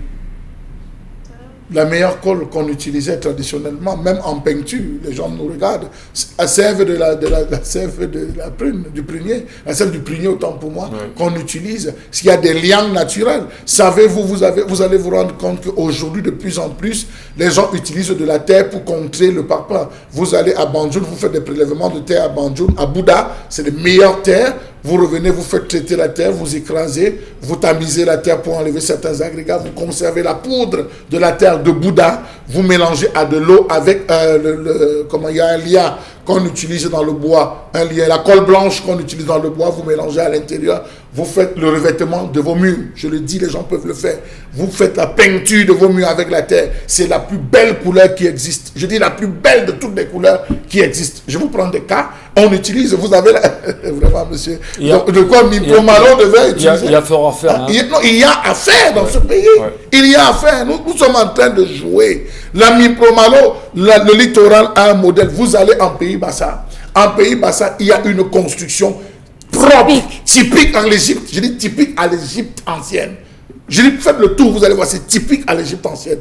Vous remontez à l'ouest Cameroun, vous allez voir, ça se rapproche de l'empire de Couche, ça se rapproche de l'empire d'Anubie, vous avez tous ces types de constructions. La Mipro Malo pouvait dire oui, nous allons conserver, mais en créant un modèle assez original avec les matériaux locaux. Très bien. Karine, avec vous. On va attendre. Concernant l'histoire du jour, je tiens à rappeler que dans plus de 75% des cas, lorsque vous prenez un enfant hors mariage à un certain âge et qui n'a pas reçu la même éducation que ceux qui sont sous votre toit, ça capote toujours. Donc, faut faire attention surtout que cette femme a d'abord demandé à ce qu'il prenne son enfant. Sous ce même prétexte, il a refusé. Cet homme prend cet enfant pas pour de bonnes raisons, mais pour garder le contact permanent avec la mère de son enfant. Et c'est mesquin. La jalousie, la logique, bon, tout évoqué sur le plateau du jour par Charles Hamel est un peu misogyne, car comment vouloir qu'une femme oxygène la maison si elle ne compte pas?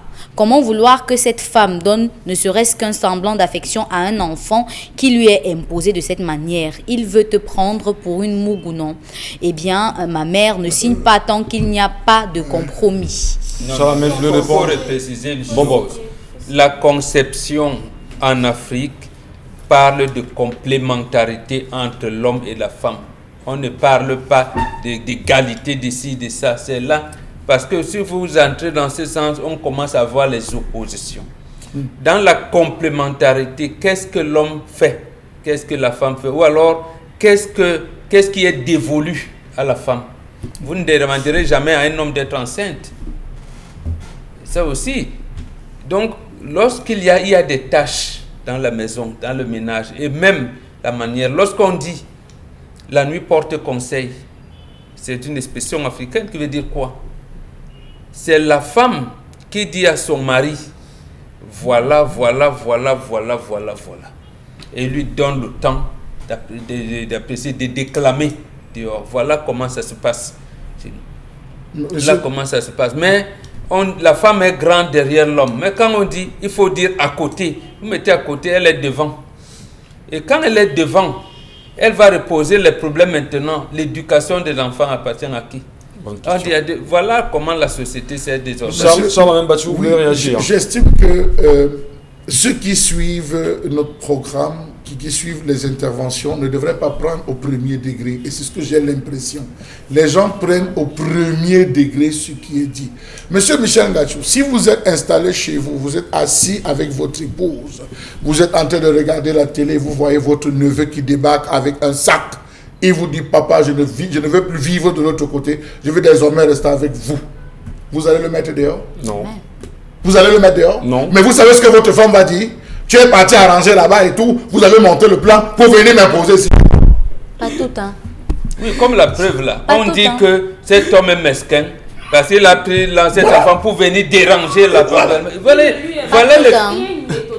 il y en a Donc, pas. La méthodologie. Tenir compte des sensibilités des personnes avec lesquelles on vit. Cette méthodologie-là déconstruit la société. Donc, c'est le forcing. On vient Non, il n'y a seulement... pas S'il veut qu'il le fasse Vous par parlez la du force, il forcing regrettera. parce que vous êtes élevé dans la civilisation occidentale. Il regrettera. La femme, Moi, j'ai vécu dans un village Faut pas détruire où, les à la enfants rentrée comme de ça. septembre, on est là, les gens arrivent. Papa qui nous a dit de venir habiter chez vous. Voilà. Papa Sans me nous- consulter Oui. préalablement. Oui. Qui va s'occuper? Ça se passe pas comme ça. Ah, voilà. Voilà. Donc, C'est ça son logiciel. autre chose, maman, Ça. regardons, revenons de... Oh. Bon, les Occidentaux sont arrivés, on a construit le port de Douala. Comment s'est passé le peuplement de la ville de Douala? Voilà. La première industrie au Cameroun, construite par des Allemands, c'était à Sombengue. Et tout le monde venait partout. Arrivé à Sombengue, maintenant, vous allez trouver un quartier dit Aoussa. Ils ont fait comment pour arriver là-bas? On les a-t-on repoussés? Non. Mais alors, Mais vous allez voyez dans enfin- les familles, hein. Apprenez à Justement, Dans les on vous familles, donne ça. Non. C'est lui qui compose. Non, Parce que monsieur quand Rabi. elle a voulu, il n'a pas voulu. Non, vous C'est voulez, lui qui ne compose. personnalisez pas. Quand André Marie dit je vais à Yaoundé pour chercher, il a un terrain à C'est Yaoundé. un Il a problème. il a- Non, C'est un problème de relation, non. C'est un problème de relation. Vous pouvez pas faire- Non, Écoutez, ce écoutons problème Karim. est un problème de relation. C'est un homme et une femme qui sont aujourd'hui dans un bras de fer qui a été créé par l'homme parce qu'il se dit que c'est lui le père de la famille. Il n'y a Comme je l'ai donc pas dit- de bras de comme je fer l'ai entre dit- un homme et comme sa je l'ai femme. dit- Comme je l'ai dit au départ, de cette histoire, on a affaire à une femme qui est ici au pays et qui semble avoir abandonné l'éducation de son enfant et que certainement l'homme veut rattraper l'éducation de son enfant. Mais c'est pas avec la bagarre. Non. Pourquoi? flatter Parce que votre l'atmosphère avec laquelle vous voulez accueillir l'enfant chez vous va désoxygéner votre maison que vous appelez Non, foyer. Karine. Et au final, seulement à cause Karine, d'un enfant, tous vos enfants seront vous avez détruits. raison, mais le raisonnement part. Dans cette histoire, Non, écoutons. dans cette histoire, je le dis encore. On n'a pas dit non. Un homme qui veut que dans son foyer il y ait de la paix, il doit apprendre à ce que quand sa femme dit quelque chose, même s'il ne va pas faire, il dit que j'ai compris. Très bien. Pourquoi? Parce que l'enfant, s'il entre dans Mais- cette maison mais avec ce genre est-ce de que- température, est-ce que- il ne s'en sortira pas. Il ne s'en sortira On pas. comprend, Karine, vous avez raison, mais le but du raisonnement, justement, on part du général au particulier. On ne part pas du particulier au général. Ça Ce n'est dépend, pas hein. possible. C'est une analyse Ça aussi. ne dépend C'est pas. possible. C'est pour ça. possible. C'est même pour ça. L'un des problèmes, on va peut-être arriver tout à l'heure, que Achille Mbembe a. Les sciences sociales n'ont pas permis à l'Occident de se réformer. Justement, c'est pour ça qu'il y a crise. On part du général, on dit quelle est la conception judéo-chrétienne du mariage. On entre dans la conception judéo-chrétienne, mais on ne vient pas dire que non, moi, hein, je suis quand même baptisé, mais moi je vais faire. Vous allez trouver votre Est-ce que conception. dans ce avec que vous. vous avez entendu Monsieur parler Michel, de Mais chrétien? non, Bon, c'est bon. justement ça. Quand vous dites ici, c'est la relation. L'homme la veut. Que veut la société? Parce Quand que on chaque parle, couple non, a non, ses ce n'est réalités. pas ça. Chacun Ce s'écoute. couple appartient à un contrat social. D'accord. C'est pour ça qu'on peut dire que tel est fou, tel a un mauvais comportement, que tel a un écart de conduite, tel a un écart de comportement. Donnons- Parce que la société a Bon, des bon, règles. bon. Et ce sont ces règles qu'on Karim- ramène Car- aux particuliers. Karim veut se faire comprendre en 30 secondes. Non, on Je a me fais compris. comprendre comment. Je me D'accord. fais comprendre comment. Elle a Je pense compris. que Donc, je vous pense qu'on a estimez- compris. Je pense quand même que quand vous êtes deux à faire quelque chose, à faire quelque chose, il est inadmissible que quelqu'un vienne un jour vous imposer une autre chose. Il n'y a Je pas le dis de- parce que c'est je vous ces l'ai dit deux-là. au départ de Attention. l'histoire, au départ de cette Ah, histoire, l'homme a c'est dit à sa banni. femme que c'est sa vie privée. D'accord. Donc, comme c'est sa vie privée, qu'elle reste privée Vous et qu'il comprenez- n'impose vous comprenez- pas sa vous vie comprenez privée dans qu'il son ne doit pas couple. imposer, c'est ça? Il Oui, n'impose qu'il pas. n'impose pas sa vie privée dans D'accord. son couple. Charles Parce Lamel. que je vous ai dit tantôt que cet homme veut se positionner aujourd'hui en maître de maison, mais il n'en est rien. Merci. Parce que depuis le début, Monsieur il a Michel- perdu. Merci. Monsieur Charles Lamel, Michel qu'en dites-vous? Ngachou, je reste et demeure le seul maître de ma maison. Entre Je vous ai guillemets. confié une responsabilité, celle de ministre de l'Intérieur. Vous me saisissez, je vous ai confié une responsabilité. Ah, les Donc, hommes. le jour, à vous les hommes, laissez toujours qu'on vous gueule. Vous La croyez? femme vous parle au salon. Vous allez croyez? voir ce que vous cherchez. Laissez toujours. Monsieur Michel, j'ai eu dans ma famille un oncle qui est resté, un oncle qui est resté à la maison. On est venu toquer à la porte. On ouvre la porte, c'est l'enfant qui entre et dit, papa, maman m'a dit que tu es mon père. Ça fait longtemps que je te suis allé. Il a sorti les photos en disant que je suis venu vivre avec mon père. Sa femme était assise. La cuillère est tombée, on était tous à table. La cuillère est tombée. Bah. Il dit, papa, vraiment, je veux aussi goûter l'amour de mon père. Je suis venu. Vous faites comment? Vous dites à l'enfant ça? Mais la réaction de la femme était laquelle? Non, la réaction de la femme, elle a d'abord pris le temps de regarder son mari. Quand son mari a dit, qui était mon oncle, que installe-toi, dépose ton sac, de servir lui un plat, elle a soulevé toute la table. Et c'est comme ça que le mariage est fini. C'est comme ça que le mariage est fini. Conseil. La femme, oui, C'est le conseil, la c'est femme, le conseil que vous non, envoyez aux jeunes on filles, dit, c'est ça. on dit à la jeune femme, vois sans voir, entends sans entendre, sans faire semblant d'avoir une douleur, goûte et toi. Parce que vous avez un cœur en pierre. C'est ça Mais le si vous mariage. laissez donc Parce cet que enfant vous c'est ça, avez le un mariage. cœur si en vous laissez cet pierre. enfant mentir et après Voilà. vous posez le problème Le est... problème est où? Merci. On ne réagit pas face à tout le monde de la même Écoutez, manière. Parce que vous On ne voulez réagit donc pas partir- face à tout le monde de la même parce que vous manière. partez du On particulier se au trouve général. C'est On ça. se trouve. Parce que l'histoire n'est pas Karine. particulière, l'histoire n'est pas C'est bon, générale. c'est bon. Allez, c'est bon. Allez, on va passer à la revue des réseaux sociaux maintenant. Karine Vous Sontia. à la chair de poule qui Non. parce qu'elle regarde toutes les questions. Non, mais allons-y. Revue des réseaux sociaux, Karine Sontia, c'est avec vous. Mouvement de colère à Bafoussam. Samedi dernier, les populations sont descendues dans la rue et ont pris d'assaut la gendarmerie, une gendarmerie. Pourquoi? Parce qu'un jeune homme appelé Epanda Cyril est tombé sous les balles d'une gendarme et le jeune homme aurait été surpris en train de jouer au poker et a essayé de s'enfuir lors de son arrestation, ce qui a amené la force de l'ordre à tirer à bout portant à la tête de ce jeune homme qui a directement rendu l'âme. Situation assez compliquée quand même parce que depuis le week-end, la toile ne parle que de ça et on vient d'avoir la confirmation de ce que la dame en question vient d'être interpellée et gardée dans les cellules du CED en ce moment. Mais le plus important, c'est de dire que les familles sont touchées aujourd'hui, Charlamagne Bachou. Les familles sont éplorées, les camarades, et on se demande, mais qu'est-ce qui s'est bien passé dans la tête de cette dame pour qu'elle tire à bout portant sur le jeune garçon Monsieur Michel, qui visiblement n'était pas dans une offensive. Monsieur Michel Ngachou, les principales villes sont réparties, excusez-moi, en gombo au Cameroun. Il y a des secteurs qui sont contrôlés par des commissaires, des secteurs qui sont contrôlés par des commandants, des secteurs qui sont contrôlés par le Kunkuma de la ville. Quand tu passes, on dit, ah, ça c'est pour le Kunkuma. Lorsque vous voyez le matin les équipes spéciales d'intervention rapide sortir, il y a des points clés où ils s'arrêtent. Avant de commencer le travail, il y a des points clés. Moi, j'ai eu la chance de les voir plusieurs fois dans ma comment on va dire, là où j'ai eu à passer un peu de temps de ma vie.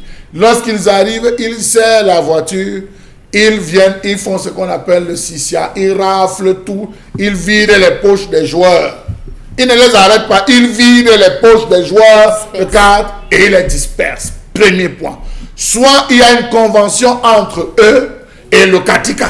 Je dis le mot et le Katika. Ça veut dire que quand on vient en gare, le Katika dit qu'ils sont là. Pendant qu'on joue, il y a ce qu'on appelle, le gars prélève les frais de Katika. C'est les frais de Katika qu'il paye. Quand les gars viennent garder que grand, ça ne donne même pas aujourd'hui. Voilà 5 000, voilà 2 000. Pardon, les gars, partez. On a rencontré les gars, il n'y a pas encore assez de joueurs. Voilà comment. Et je vais vous dire qu'à un moment donné, pour beaucoup, on utilise ces gars comme les indiques, comme des ceci, ces gars qui sont dans ces différents milieux. Quand on dit qu'on les a trouvés en train de jouer, ce n'est pas un endroit qu'ils ne connaissent pas. C'est des endroits qu'ils connaissent véritablement. C'est des endroits qu'ils visitent pratiquement. Je vous dis, tous les terres, Monsieur Michel Ngachou, qu'on ne vous trompe pas, tous les terres dans Douala, dans Bepanda, ils sont connus par ces personnes. Ils connaissent tous les terres. Mais lorsque vous dites terre, il y a quand même, mettez ça entre guillemets, parce que pour ceux qui ont le langage terre, non, ils vont comprendre. Le langage terre, c'est les lieux où on fume le mbanga, c'est les lieux où on joue la carte, tous les terres, on appelle ça les terres. Très bien. Donc tous les lieux où il y a, tous les terres d'endroits là sont connus. Parfois vous êtes dans un quartier, vous vous plaignez qu'on fume à ma fenêtre, on fume le mbanga, on est derrière moi. Vous les voyez arriver le soir, ils font un petit tour que les gens se sont plaints, arrêtez un peu 2 minutes, bougez. On arrête 3 ou 4 jours, vous pensez qu'on est venu les prendre, ils prélèvent, ils continuent. C'est la réalité du terrain. D'où donc est partie l'idée que vous êtes policier, vous êtes commandant, vous êtes gendarme, vous vous retrouvez devant un élément, même s'il emploie un temps, vous n'avez pas le droit de sortir votre arme. Mais c'est devenu, nous fonctionnons avec des forces de défense hors la loi. C'est devenu le Far West, je peux vous le dire, c'est devenu le Far West maintenant, où les gens se disent qu'à tout moment on va sortir. Qu'est-ce que ça va provoquer? Moi je vous dis, les populations maintenant vont se dire, ok, comme nous sommes déjà foutus d'être en sécurité, de nous assurer la sécurité, vous êtes devenus, donc chacun d'entre nous va devoir se prémunir pour pouvoir réagir. Regardez la qualité de violence aujourd'hui qu'il y a entre milieu jeunes, entre enseignants et professeurs. Imaginez que cette violence se déverse désormais entre les forces de défense. Il n'y a plus confiance. Il n'y a plus confiance et on le dit, il faut recréer la confiance. Nous avons eu le même cas à Balachi où le commandant a sorti l'arme, il a tiré, non sans avoir dit je t'abats et rien ne va me faire. On a eu le cas justement, oui, c'est même le cas qu'on a eu le 8 dernier, le 8 mai dernier à l'extrême nord du Cameroun où un militaire a ressorti son arme et a tiré à bout portant sur une civile qui aujourd'hui est rentrée dans une formation sanitaire. Mbongo Mbenga, on interroge plus que jamais la place, le rôle, la crédibilité même de la justice dans une affaire comme celle-là.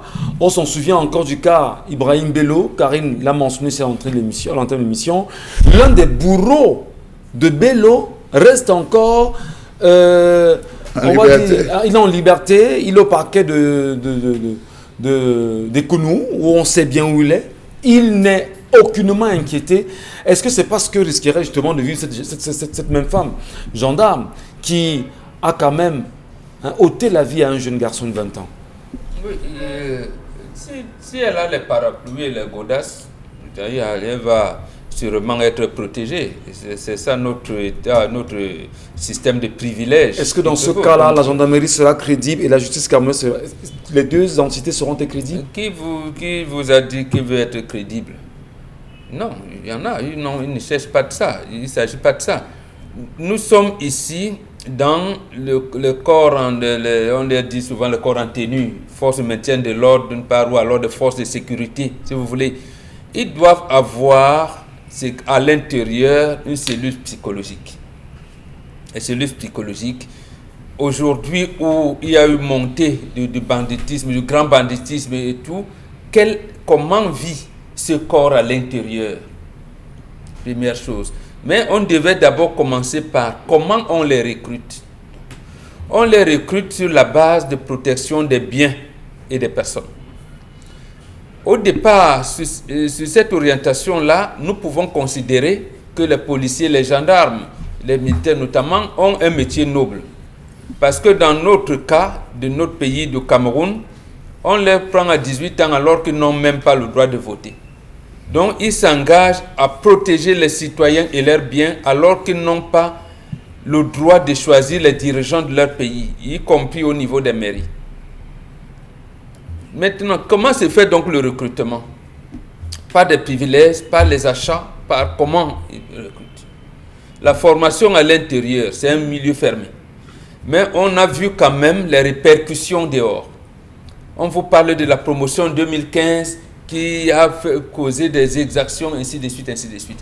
Donc nous ne sommes plus au niveau des seules bavures. Donc ce qui se passe là, on ne peut pas les considérer comme les bavures de certains brebis galeuses dans le corps. Ça pose un problème de système là maintenant. C'est un problème de système. Qu'il faut repenser. Oui, absolument. Il faut casser, il faut repenser. Il faut repenser le système, il faut restructurer le système. Même Mandela le disait quelque part. L'essentiel n'est pas de combattre chaque fois les dictateurs, mais c'est de combattre le système de dictature, le système dictatorial qui est là. C'est ça. Donc, il faut combattre le système. Qu'est-ce que le système ici donne à ses enfants? Peut-être que c'est le système qui produit des mauvais éléments à la police, à la gendarmerie, à la justice, dans le corps des médias, partout. C'est le système qui le produit, puisqu'en fait, les gendarmes n'ont même pas le droit de former un syndicat. Donc, vous voulez parler d'un état de droit où les gendarmes ne peuvent pas former un syndicat, les policiers ne peuvent pas former un syndicat, les magistrats ne peuvent pas former un syndicat. Vous posez les problèmes. Donc, si les gendarmes avaient la possibilité de former un syndicat, ils auraient posé eux-mêmes les problèmes de leur brigade de gendarmerie où on les envoie. Les problèmes des émoluments, si ça vient, ainsi de suite, ainsi de suite. Mais chez nous, on les considère comme la grande muette.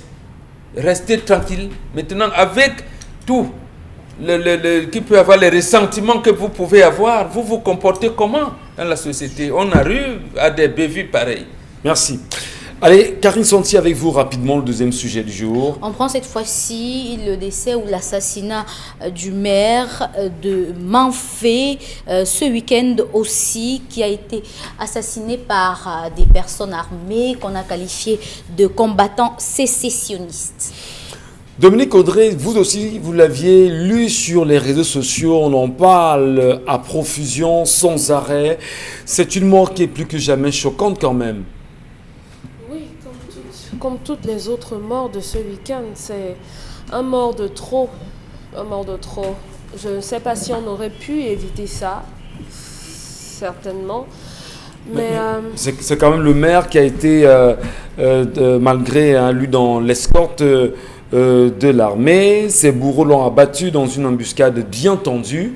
Il ne s'y attendait pas. Hein. Oui, personne ne s'attend à mourir, surtout quand on est escorté. C'est comme pour dire que pour toutes les personnes qui disaient que non, il y a la police qui gère. Personne n'est à l'abri. Personne n'est à l'abri. Et c'est la raison pour laquelle tous les jours ici, on dit il faut impérativement que les armes cessent de crépiter dans ces zones-là. Sinon, malheureusement, on va continuer de perdre des Camerounais encore et encore et encore. Donc maintenant, je suppose que puisque ce maire est décédé, on va devoir en trouver un autre. On verra qui sera courageux. Il y a la loi, il y a une loi qui encadre ce moment-là, mais on va quand même dire que on regrette le décès brutal du maire de Manfé, Charles Amel Bachou. Il invite bien évidemment les sécessionnistes à déposer les armes et qu'ensemble qu'on puisse retrouver un cadre de vie idéal et agréable dans cette partie du Cameroun. Et lorsqu'il va les rencontrer, c'est bien pensé, c'est bien huilé et on trouve l'occasion de l'abattre. Est-ce parce qu'il est du RDPC? Est-ce parce qu'il a soutenu le régime en place? C'est quoi le problème? J'ai parcouru un peu cette actualité, j'ai discuté avec pas mal de personnes, j'ai vu des différentes publications. Bon, il savait qu'on lui reprochait le fait d'avoir mis sur pied un comité d'autovigilance qui terrorisait désormais la population plutôt que de travailler avec la population, parce qu'il s'était arrivé à ceci que la population était complice. Donc, j'ai parcouru ça. C'est vrai que j'ai mis entre guillemets en attendant véritablement que d'autres informations puissent paraître. Pourquoi lui a-t-on promis la mort à lui lorsqu'on sait qu'il y a beaucoup qui, pendant la période des élections, sont allés composer avec ces différentes personnes. C'est l'occasion ou jamais, puisqu'on parle de la décentralisation, de confier véritablement avec... C'est aux maires qui connaissent la région d'essayer de discuter avec ces différents chefs armés, de trouver, comment on va dire, de trouver une entente. On nous a vanté pendant longtemps le DDR. Je suis étonné que jusqu'à ce jour, le comité de désarmement, de tout ça, de mobilisation, vraiment, ils ne parlent plus, ils ne disent plus rien, ils sont silencieux. On ne sait pas. Non mais attendez, on est sorti de cette situation, on a eu la situation des gens qu'on a présentés au grand dialogue comme étant des généraux et tout, qu'on devait mettre sur le terrain. Jusqu'à ce jour, est-ce qu'ils sont sur le terrain?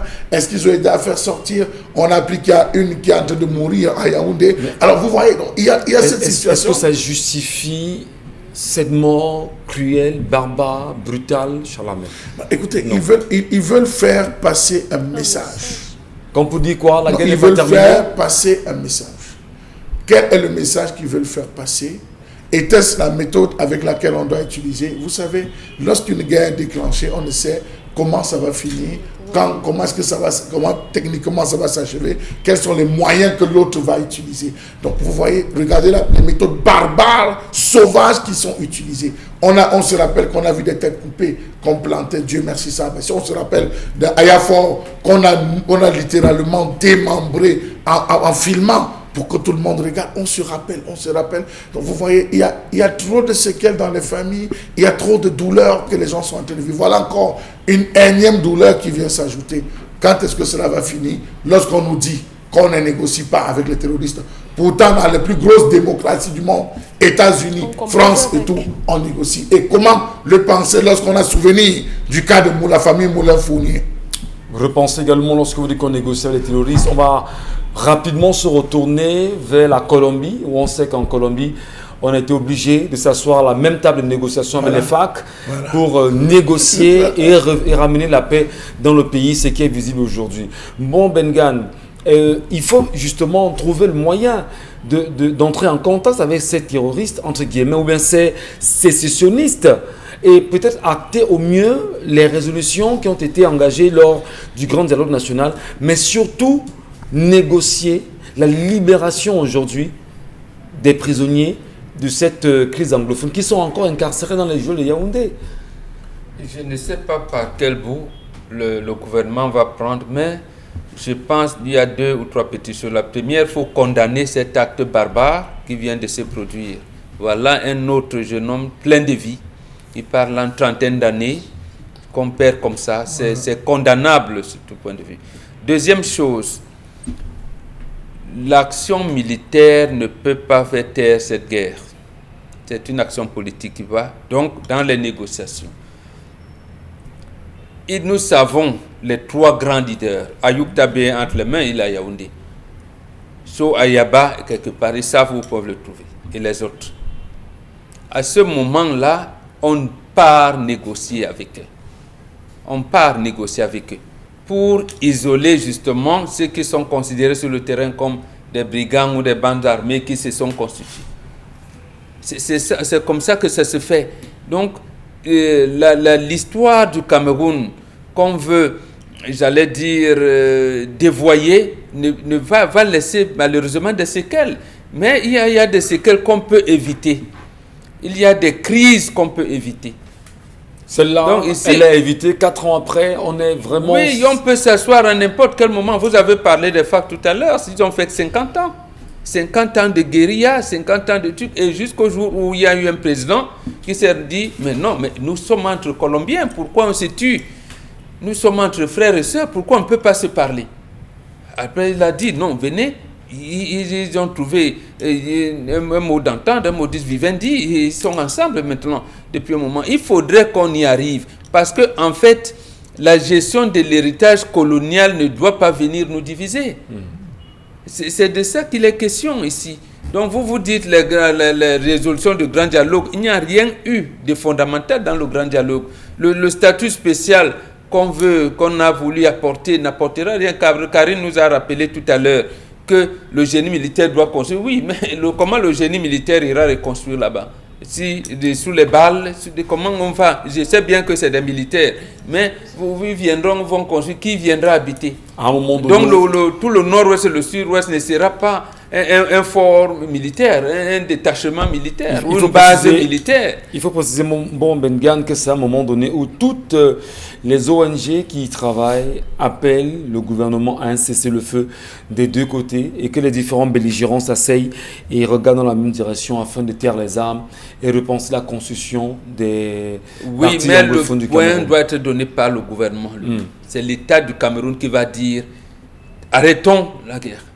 Très bien. Alors, après avoir envoyé des émissaires pour causer avec les leaders, au moins les 3 qu'on connaît. Mais ça ne nous empêche pas de repenser toujours la question des 12 milliards qui ont été affectés pour cette crise anglophone. On n'en parle peut-être plus, mais c'est un sujet qui plus que jamais doit interpeller les Camerounais de sa gestion, Charles Membatou. Des enquêtes sont en train d'être menées sur la gestion véritable de ces 12 milliards. Ont-ils été utilisés pour la campagne de la campagne présidentielle? Les voix sont en train de s'orienter vers là. Est-ce qu'il a été utilisé à d'autres fins pour s'octroyer des domiciles, des maisons aux États-Unis, un peu partout? Ça encore, c'est des points d'interrogation. Les gens sont en train les journalistes d'investigation sont en train de mener des enquêtes avec certaines personnes du parti même au pouvoir qui sont en train de se demander où sont partis ces fonds. Vivement qu'on le sache, si ça a été utilisé à bon escient, et bien qu'ils disent que ça a été utilisé à bon escient et qu'ils rendent compte. Toujours est-il que c'est quand même grave de voir trop de militaires. Les militaires tombent énormément. Regardez seulement les images, trop de militaires. À peine vous ouvrez, les jeunes tous sortis, tout frais de l'école. Mais est-ce qu'il n'y a pas des gars là-bas qui connaissent les stratégies de guerre qu'on a envoyées sur le terrain? Pourquoi c'est des jeunes qu'on est en train d'envoyer sur ce terrain? À peine vous ouvrez Facebook, vous voyez telle personne partir à la fleur de l'âge. Tu es en territoire par les Amazoniens. Non, c'est trop. C'est trop. Allez, Karine Santia, troisième et dernier sujet. Cette fois-ci, on parle d'Achille Mbembe qui est au cœur d'une récrimination antisémite. Alors, cette accusation est depuis le mois d'avril. Et puis, selon un député au Parlement de Rhénanie du Nord-Westphalie qui a saisi le commissariat de lutte contre l'antisémitisme, selon lui, dans ses écrits, le livre notamment paru en 2016, intitulé « La politique de l'inimitié », Achille Mbembe soulève une comparaison entre l'État d'Israël et puis l'apartheid en Afrique du Sud, ce qui correspond, selon ces derniers-là, à un schéma antisémite bien connu. Mbombo Mbengan, justement, vous serez le seul à vous prononcer sur ce sujet ce matin concernant cette sortie d'Achille Mbembe. Achille Mbembe s'insurge contre un certain nombre de récriminations. Qu'est-ce qu'on doit dire à ce sujet-là, Mbombo? Mais on doit dire deux choses fondamentales. La première, c'est que le peuple juif a réussi, exprimer l'expression, à domestiquer le monde. La deuxième chose, c'est que soyons quand même savoir garder raison à des choses. On ne peut pas comprendre que parce que quelqu'un a comparé la politique de la colonisation, on n'a pas comparé Israël, et on fait ça exprès. Il a comparé, Israël mène depuis toujours une politique dite de colonisation sur les terres palestiniennes. Sur les terres palestiniennes. Ouais. Et c'est cette politique-là que Achille Mbembe compare à l'apartheid. Mais vous avez vu le député Lawrence Dech, il prit des trucs en comparant, en disant que compare Israël à l'Afrique du Sud sur l'apartheid.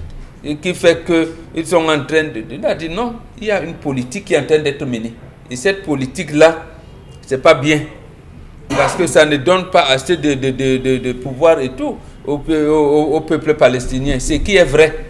Dernièrement, vous avez vu même le président américain qui dit « Moi, j'ai choisi l'ambassade des États-Unis, sera à Jérusalem, alors qu'il y a des problèmes. » Là même, n'oublions pas que même les accords de l'Oslo en 1993, ils sont allés jusqu'à assassiner leur premier ministre. Et par conséquent, faire tout pour éliminer également Yasser Arafat. On l'a quasiment confiné au point où on le laissait mourir et toute la communauté internationale le regardait. Non, il faut rester, il faut quand même. Et dans le monde intellectuel, les idées fusent. C'est ce qu'Achille Mbembe fait. Les idées fusent. C'est comme si les étudiants sont dans une université. Ils font leur politique, ils critiquent dans leur mémoire, dans leurs thèses de doctorat, dans leur production. Ils sont là. Vous voyez leur analyse critique parce que c'est scientifique.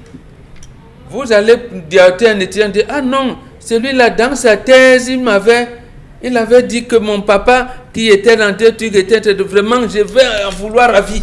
Non, ça ne se fait pas dans le monde intellectuel. C'est scientifique. Et que ils viennent donc accommoder à cela en disant Achille Mbembe doit être voué aux gémonies. J'ai dit non, ce n'est pas possible. Ce n'est pas possible. Donc il faudrait qu'un jour, qu'on questionne effectivement le rôle du peuple juif dans le monde. Très bien. Bon, il y a une question qui me taraude l'esprit. Est-ce que ce n'est pas aussi une manière pour l'Allemagne de vouloir se rattraper de ses erreurs de l'histoire? Parce qu'à chaque fois qu'il y a un propos qui concerne Israël, l'Allemagne considère toujours ce propos-là comme antisémite, peu importe de qui il vient. Non, il y a des... je vous dis, les Juifs commandent le monde. Il y a des groupes d'intérêt chaque fois.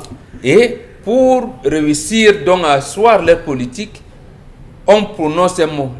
Tu es antisémite. Tu développes l'antisémitisme.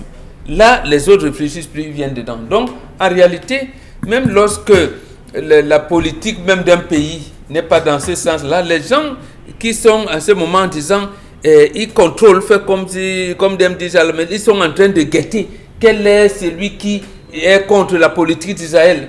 On vous colle un qualificatif qui n'est pas le vôtre. Et donc vous aurez du mal à vous en débarrasser. C'est ça qui se passe là, comme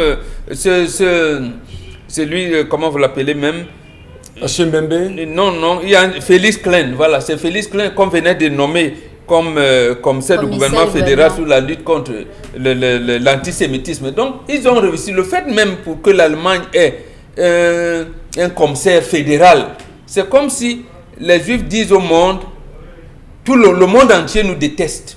Il faudrait que chaque pays mette en place un appareil de protection du peuple juif. C'est un peu ça. Il faudrait qu'un moment qu'on arrive quand même à une convivialité, qu'on vive sans qu'il y ait un type de comportement. Quelques messages rapidement, Karine Santia. On va revenir avec une question qui, depuis ce week-end, on se la pose. La multiplicité des protocoles de Covid-19 au Cameroun et la non-réaction, bien évidemment, du ministère de la Santé, y compris le ministère de la Recherche scientifique et de l'Innovation, y compris même le Premier ministère qui ne réagit pas. Qu'est-ce qui se passe au Cameroun? Des messages avant, Karine. Oui, des messages. C'est la dame qui élève l'enfant dont il faut l'adhésion de la femme. Tu imposes l'enfant à une femme et en lui enlevant et lui enlève son mot, sachant que c'est elle qui va s'occuper de cet enfant au quotidien. Un autre message, le temps que je les charge notamment. Alors, les plus récents, les mots sont très très durs concernant notamment la gendarme qui a assassiné ce jeune homme. Si c'était ma personne, j'allais payer des gens, c'est grave. Alors, un autre message, les femmes sont des sorcières. Un homme est capable de prendre une femme avec ses 2 enfants, mais une femme ne peut pas et refuse de le faire. Alors, voir sans voir, sans sentir, mon Dieu, finalement, nous les femmes, c'est quoi notre devenir? Alors, j'ai subi la même chose. Je suis allée voir mon père. Sa femme m'a mise à la porte. Rachel qui nous écrit ce matin. Une femme qui aime son mari ne repousse son père et sa femme l'a mise à la porte. Donc, elle est allée voir son père et la femme de son père l'a mise à la porte. Voilà, c'est ça que je dis. Voilà les réactions des femmes. Tout pour la femme et rien. Rien pour les autres. C'est ce que je vous ai dit. Premièrement, vous accueillez l'enfant. Vous accueillez d'abord l'enfant. Vous le faites asseoir, vous discutez. Ça peut prendre 1 mois, ça peut prendre 2 semaines, ça peut prendre... Vous discutez, vous échangez. C'est là que vous prenez l'autorité. Très bien. Karine. Un autre message ce matin, le Cameroun n'appartient pas aux Camerounais. Vous allez sauf que faire avec les matériaux chinois supportés. Un autre message à présent. Alors, donner du travail aux Camerounais, cela évitera les vagues de motos qui survolent toutes les villes du pays comme des abeilles. À l'est du Cameroun, toutes les maisons sont en briques et même les écoles sont fabriquées par les enfants en briques. Les femmes camerounaises sortent avec les prisonniers chinois résidant au Cameroun. Là, attendez-vous à pire, c'est-à-dire à la grossesse. Je ne comprends pas trop. Bon. Alors, un autre message ce matin. Pour que ce pays avance, un seul médicament. Limiter les contrats des travailleurs occidentaux, donner du travail aux Camerounais, ça limitera des vagues de motos, encore des motos. Je ne comprends pas pourquoi. Merci Karine, on va peut-être s'arrêter là. Et rapidement, dis à nos téléspectateurs que vous avez certainement appris ces derniers temps qu'il y a des rencontres permanentes au niveau du ministère de la Santé, au niveau du ministère de la recherche scientifique et de l'innovation, y compris chez le Premier ministre.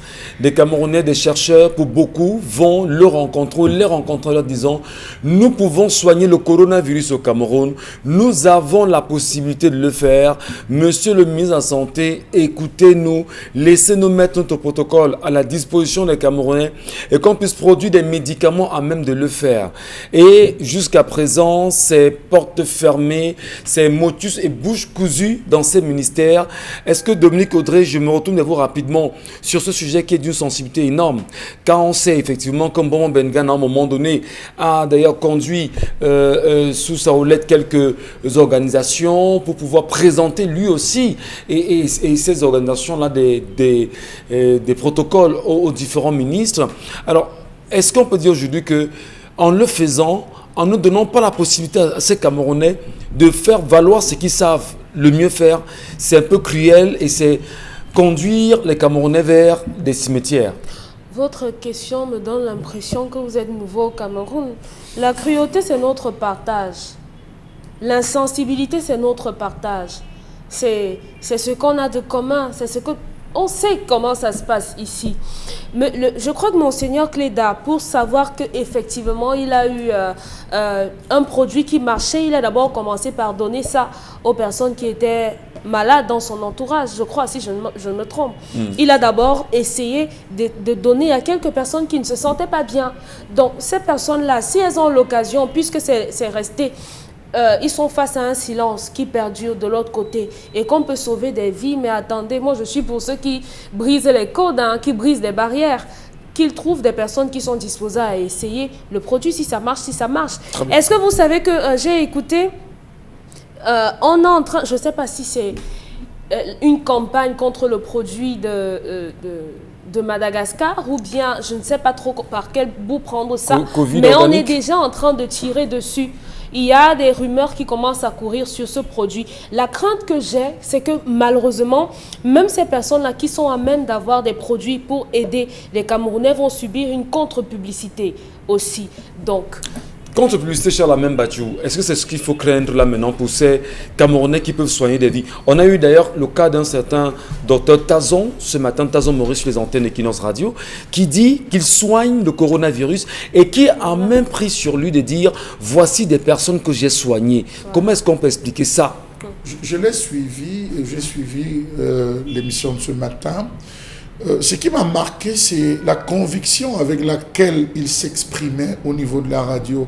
C'est une conviction qui vient démontrer véritablement que c'est pas quelqu'un qui vient s'amuser. Ce que j'ai suivi, c'est pas quelqu'un qui vient s'amuser, tout comme le Monseigneur Cléda, c'est quelqu'un qui maîtrise la chose. Et d'ailleurs, ils sont nombreux, les Camerounais qui maîtrisent la chose en termes de traitement. Bobok a dit que l'association des sorciers et guérisseurs du Cameroun, il a pendant longtemps dirigé par Bengono. Pendant longtemps, ils ont présenté. Comme au Cameroun, on a en face des gens qui n'écoutent pas. On a en face de nous des gens qui ne voient pas. Je pense qu'il faut laisser les gens se déployer. Laissez ceux qui ont la possibilité de soigner se déployer littéralement sur le terrain. Vous savez, on dit chez nous que quand tu pars rendre visite à quelqu'un, il te donne la canne. Il te dit, va couper la canne. Tu coupes la canne. Première chose, tu tailles la tête de la canne, tu déposes à côté de toi. Tu suces. Si c'est bien sucré, tu cherches le nylon, tu emballes, tu rentres pour aller planter chez toi. Donc lorsque vous avez vu Monseigneur Cléda, c'est pas lui qui a dit qu'il soignait. C'est les gens qui ont été guéris, qui ont répandu la nouvelle en disant, on a eu, allez chez Cléda, qui allait dans les hôpitaux, allez chez Cléda, allez chez Monseigneur Cléda. Ça a été bruité, les médias sont allés se rendre compte, ils ont vu dans un premier temps, il a hésité, et après il a dit, voilà, je soigne. Et on a soigné 500 cas. Vous avez eu le vicaire de Nilam qui est sorti et qui a dit, nous avons plus de 3000 personnes qui accourent. Les risques sont encore même plus grands. Les médicaments sont en train de finir. Pendant que lui, il est en train de faire, il y a d'autres qui travaillent, notamment le docteur Tazon qu'on a écouté ce matin. Donc j'invite les Camerounais, si possible, à laisser les hôpitaux et d'aller courir, d'aller se soigner. Oui, d'aller se soigner.